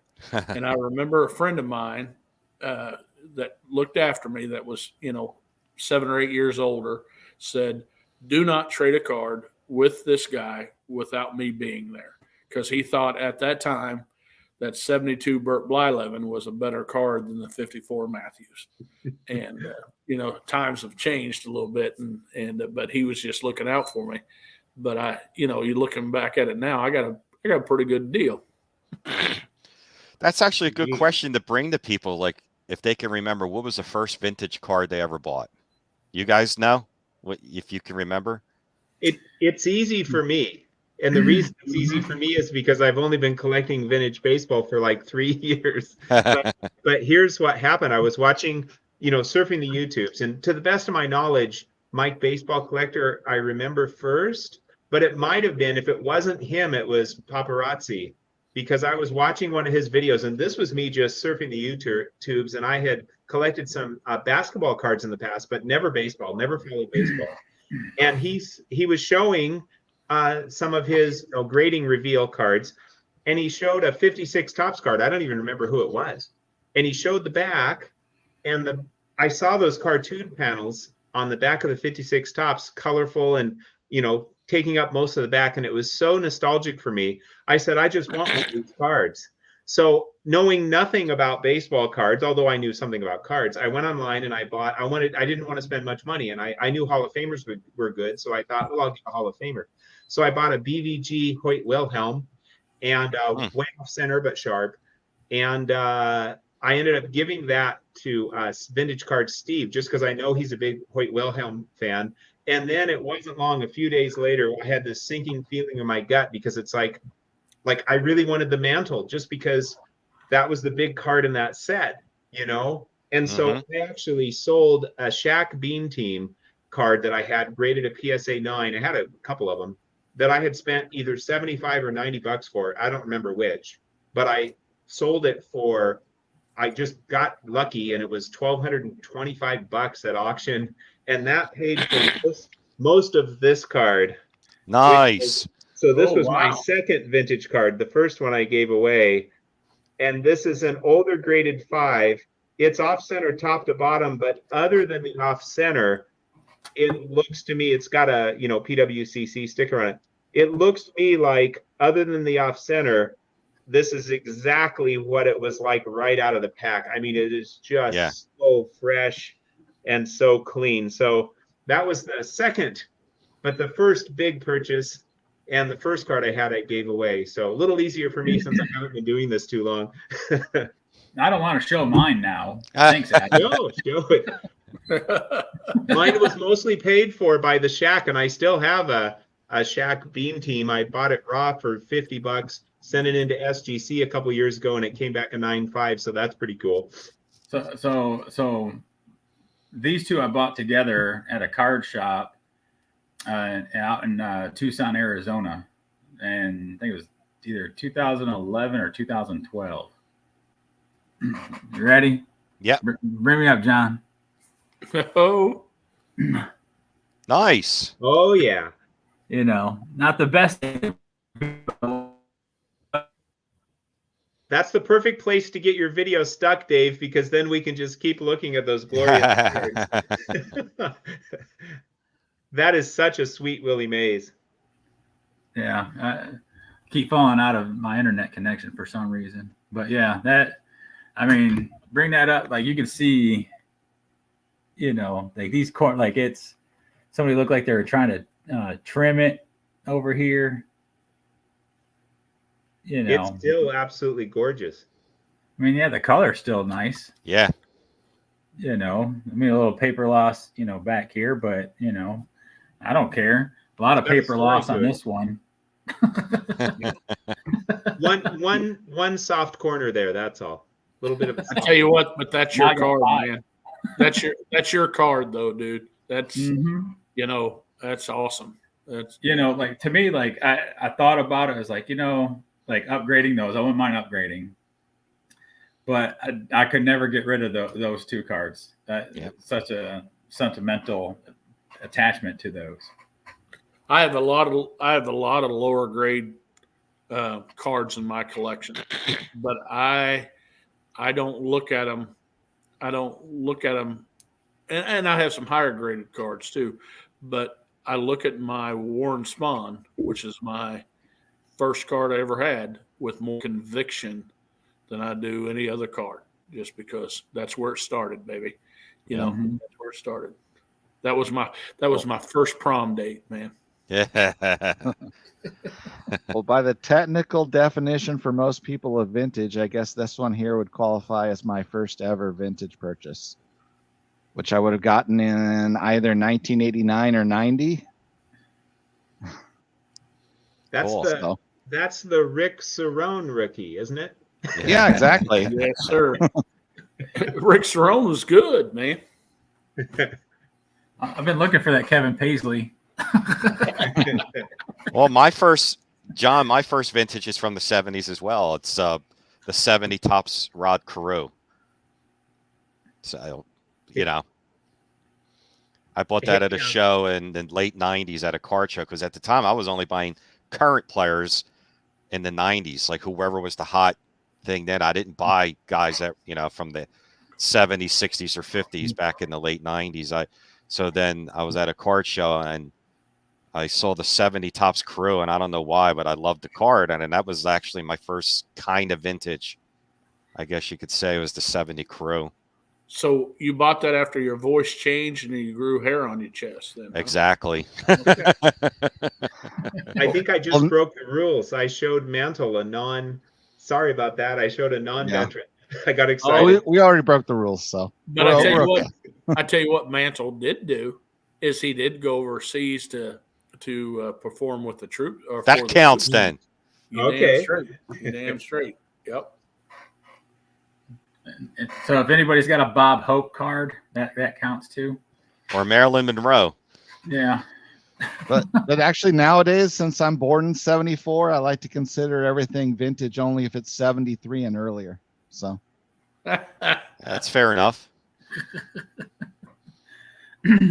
Yeah, after the Carew, after the 70 Carew, I then bought the Schmidt rookie later on, 73. So never heard of him. No shock there, right? All right, here's a question for you guys. All right, and this goes for you too, John, if you want to answer this. Since you probably know your kind of value of your cards, right, your collection, if you're going to sell every single one of them, your whole collection, to buy one card, what would that one card be with the value of what your collection is now? Oh, that's a good question. You mean you have to sell your entire collection pretty much? Yep. You have to sell your entire collection to purchase that one card that you want. I have no idea what the current value of my collection is. I only know how much I paid for it. I don't bother afterwards.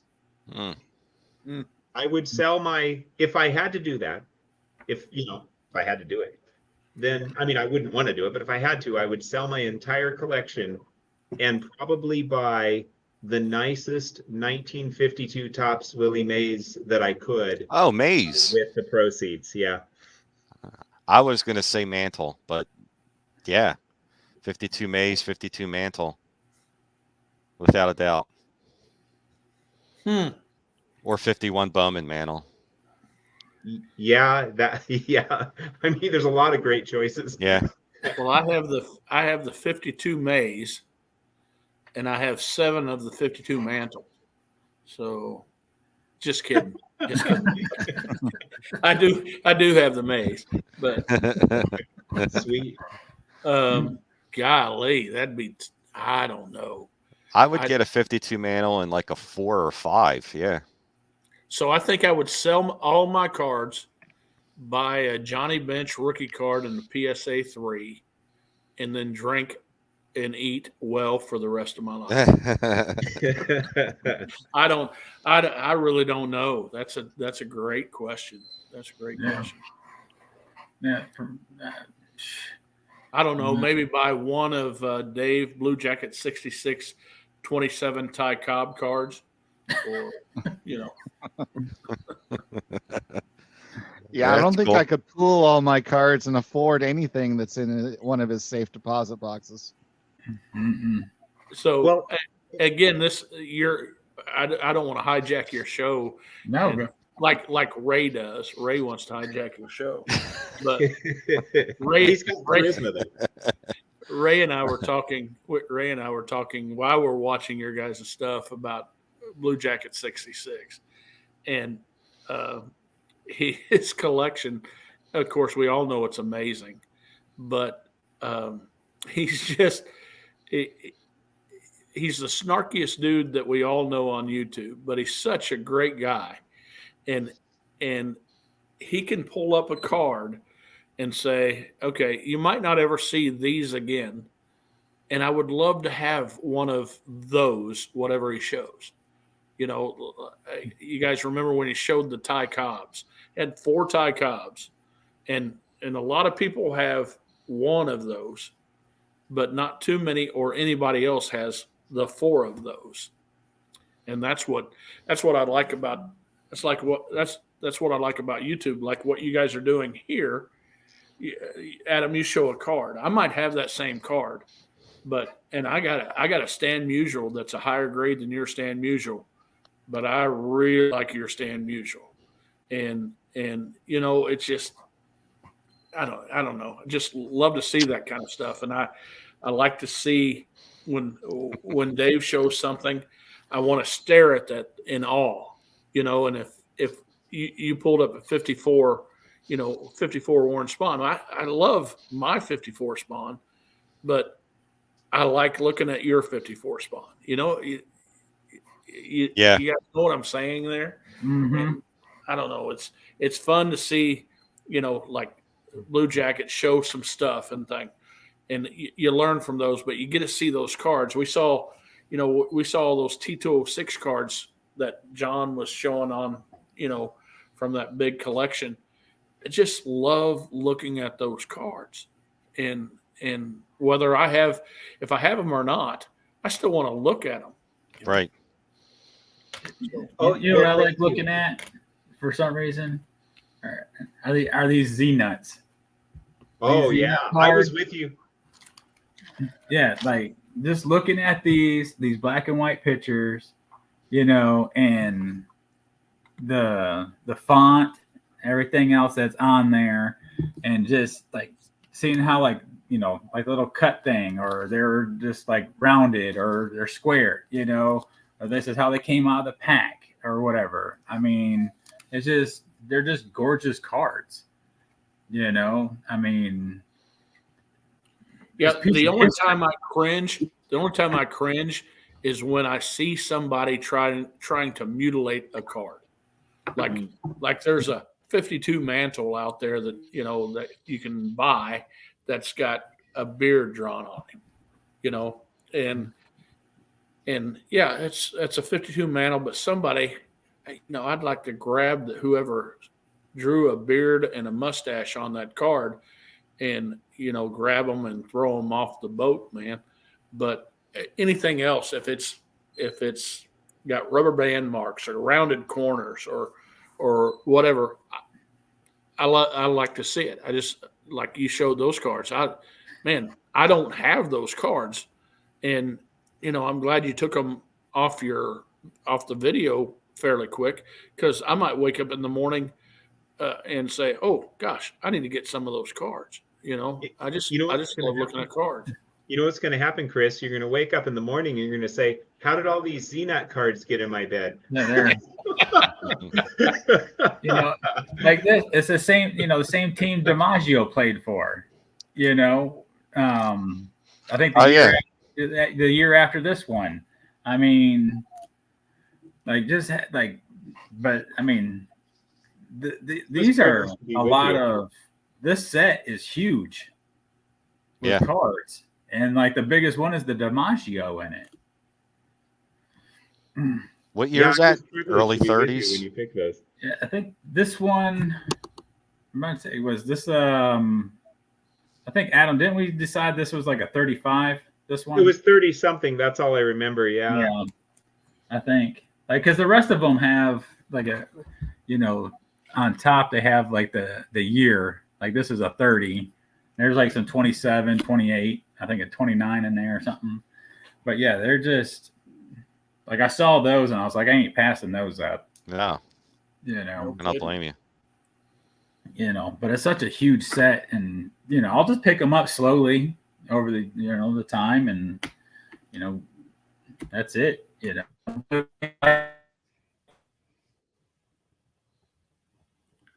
Who froze? They did. He froze. Frozen. Let's make fun of him while he's frozen. There. All right. Yeah, I was gonna say I'm out again. Yeah, 51 Topps wrapper. Like that's such a cool piece. Like kids just threw these away. Right. Like that's cool. Yeah, just check trading card database. That looks like a 1931 is what you're holding there with that Wingo. Okay. Thanks. Yeah, I couldn't remember the year on that one. Hey, I've got a group of 49 Bowman.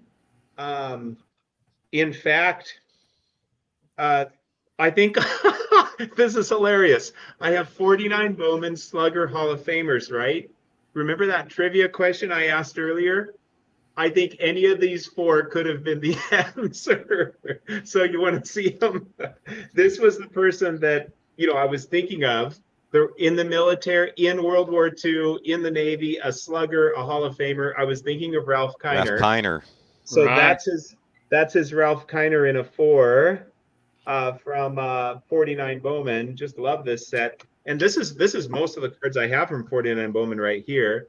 And then Yogi Berra in a 4. Nice. Beautiful card. And so another Navy World War II slugger in the Hall of Fame. And then Kiner in a, I think this is a 5. Yeah, Kiner in a 5. Another Johnny Navy. Mize.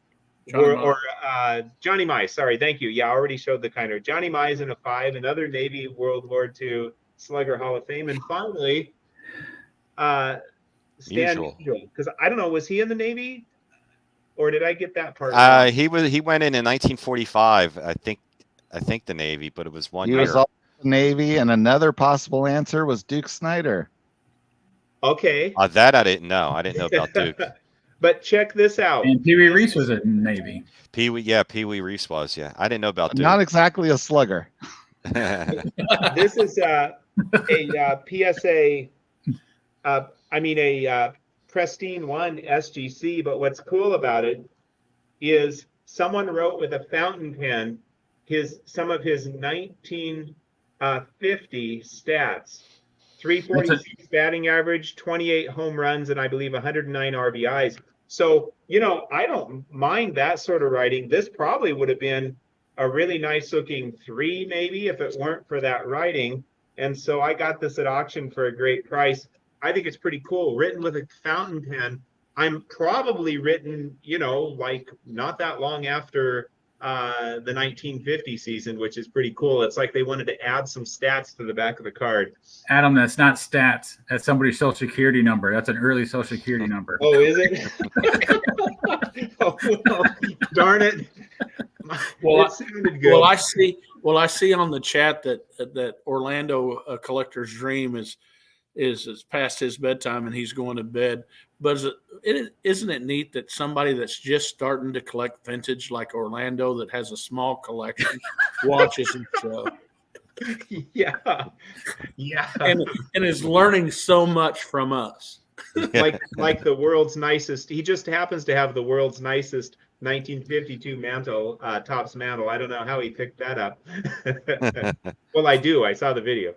Well, I did a live show last night with Don Field of Dreams, and I mentioned to Orlando how I have some workers that work for me that just love his channel, and when I got to work this morning, I had cake, drinks in front of me for mentioning my guys. So I mentioned that I didn't mention them by name, but I mentioned that they love Orlando's channel, and they watched that apparently. And then, so when I got to work this morning, I got to prop my feet up, eat good, and Hey, Chris. So Monday you need to tell them to watch this live and stuff, and then Tuesday you get more of that. Okay. Let's hope. Here's some more military guys: Gil Hodges, Phil Rizzuto, Whitey Ford, Yeah. Jackie Robinson, of course. I know you guys have said this, but just think of Bob Feller. Yep. Bob Feller went into the service, volunteered to go in the service, and the year that he left baseball, he won 25 games, was the best pitcher in baseball. Yeah. He was out 4.5 years, and his first full season back, he was the best pitcher in baseball. And I think he ended up with 268 wins and 2,600 strikeouts. But he was the best pitcher in baseball when he went in, and then 5 years later, he was the best pitcher again. Yeah. And he lost those years because he sacrificed that. Yeah, he would have won over 300 games, way over 3,000 strikeouts. Yeah, no kidding. Hank Greenberg is another guy. He was the first guy to go in, first baseball player during World War II. He went in. Greenberg went in real quick. Oh, here's an umpire that was served.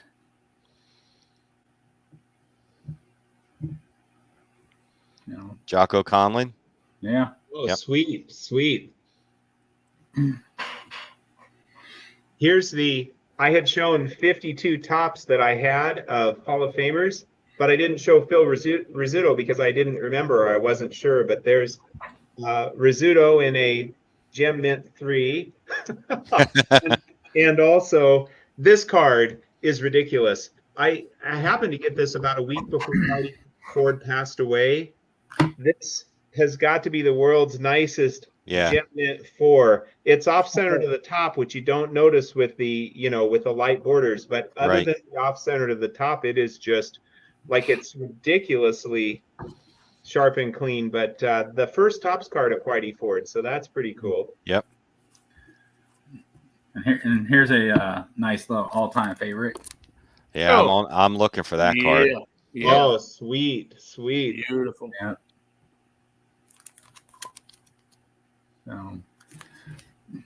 That thing is stunning, man. Ray, did you hear how I got this card? No. So it was a few years ago. I went to a card show in Georgia. It's like a little over an hour drive for me, and I was there, and the guy had this card on there and Ozzie Smith rookie. And at first I was just looking at the Ozzie Smith rookie. And then I was like, asked him, I was like, what do you want for that? And he was just like, I don't know. He's like, let me look it up and then I'll get back to you. I'm like, all right, let me walk around. And I came back. I'm sitting there like looking, and I see these 3 cards, and I'm like, start looking up, sales comps of everything that's going on. And so I was like, hey, like, what do you want for the Ozzie? And he was like $40. And I was like, okay. I was like, what do you want for the Ted Williams? He's like $40. What? Yeah. And I was like, all right, what do you want for the Jackie? He's like 200. I was like, all right, 280, deal. Oh my God. Yeah, 200. And that card the same day sold for 4. and the same day I bought this went for 120.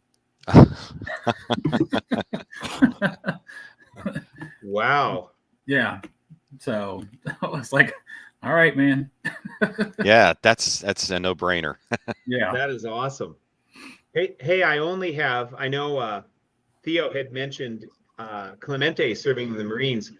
I only own 1/3 of a Clemente card. That's it. Well, maybe it's the 3 on 1, the Roberto Clemente, Hank Aaron, and Willie Mays. So I guess that's 2 people for military service there.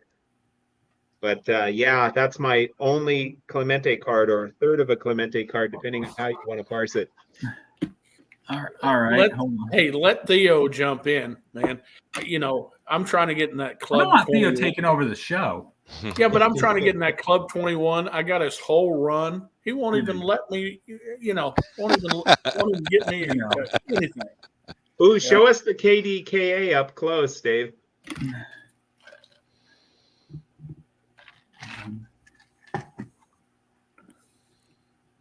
So I know there's some glare. Are a lot of those just authentic? Because I have one just authentic. Yeah. That's what they were. They're just authentic. Theo has one and a -2. Yeah. But yeah, then of course I have like other, like where he's like with other people in the card. But those are, his single ones that I got. Right. Those are awesome. Very cool. Well, I'm going to be heading off, guys. I appreciate you having me on. Yeah, well, Ray, I'm glad we only talked for a few minutes. When you said, hey, you got a few minutes? I've been talking to Chris since last night.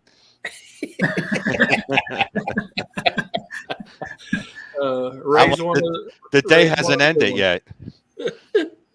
No, so. I think I'm going to call it quits because I got to get up early in the morning. I got a event I have to be at 7:30. Right. So, all right, guys. Well, thanks for having me on. Before you get off, before you sign off, kick Ray and I out of here, guys. But again, we do appreciate you guys' service, man. We do. Thank you, Chris. Thank you, guys. Thank you, Chris. Thank you, Ray. Yeah. Take care. Yeah. Take care, Ray. We have to have a card. We go out on it. We have to go out on a card. I showed this one, but yeah, we got to go out on a card. What do you want me to show? Well, what would you like to show? You've got some gorgeous options there. The Jackie is amazing. The 54 Maze is amazing. The registration on this, the color is so sweet.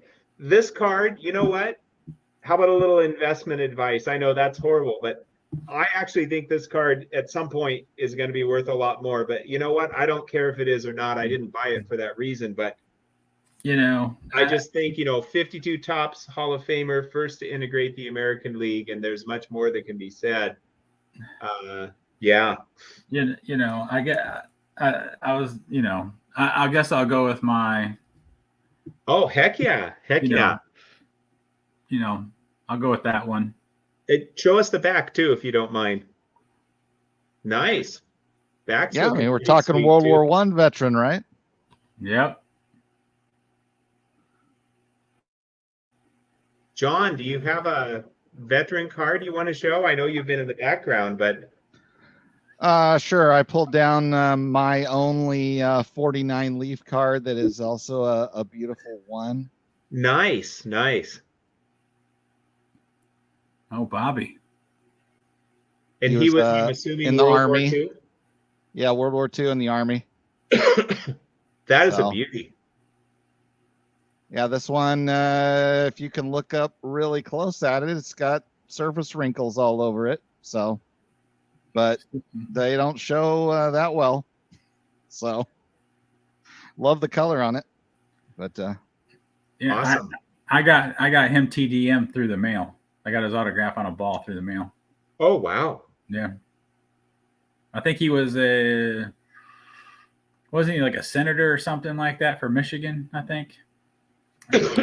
Don't think so, because I think he's the only Hall of Fame baseball player that is buried in a cemetery in Oregon. So, somewhere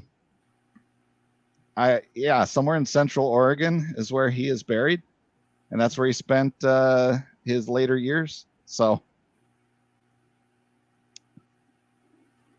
but Yeah, I guess we're wrapping this up. So thanks, guys, for your service. Thanks for doing this live stream on For Collectors.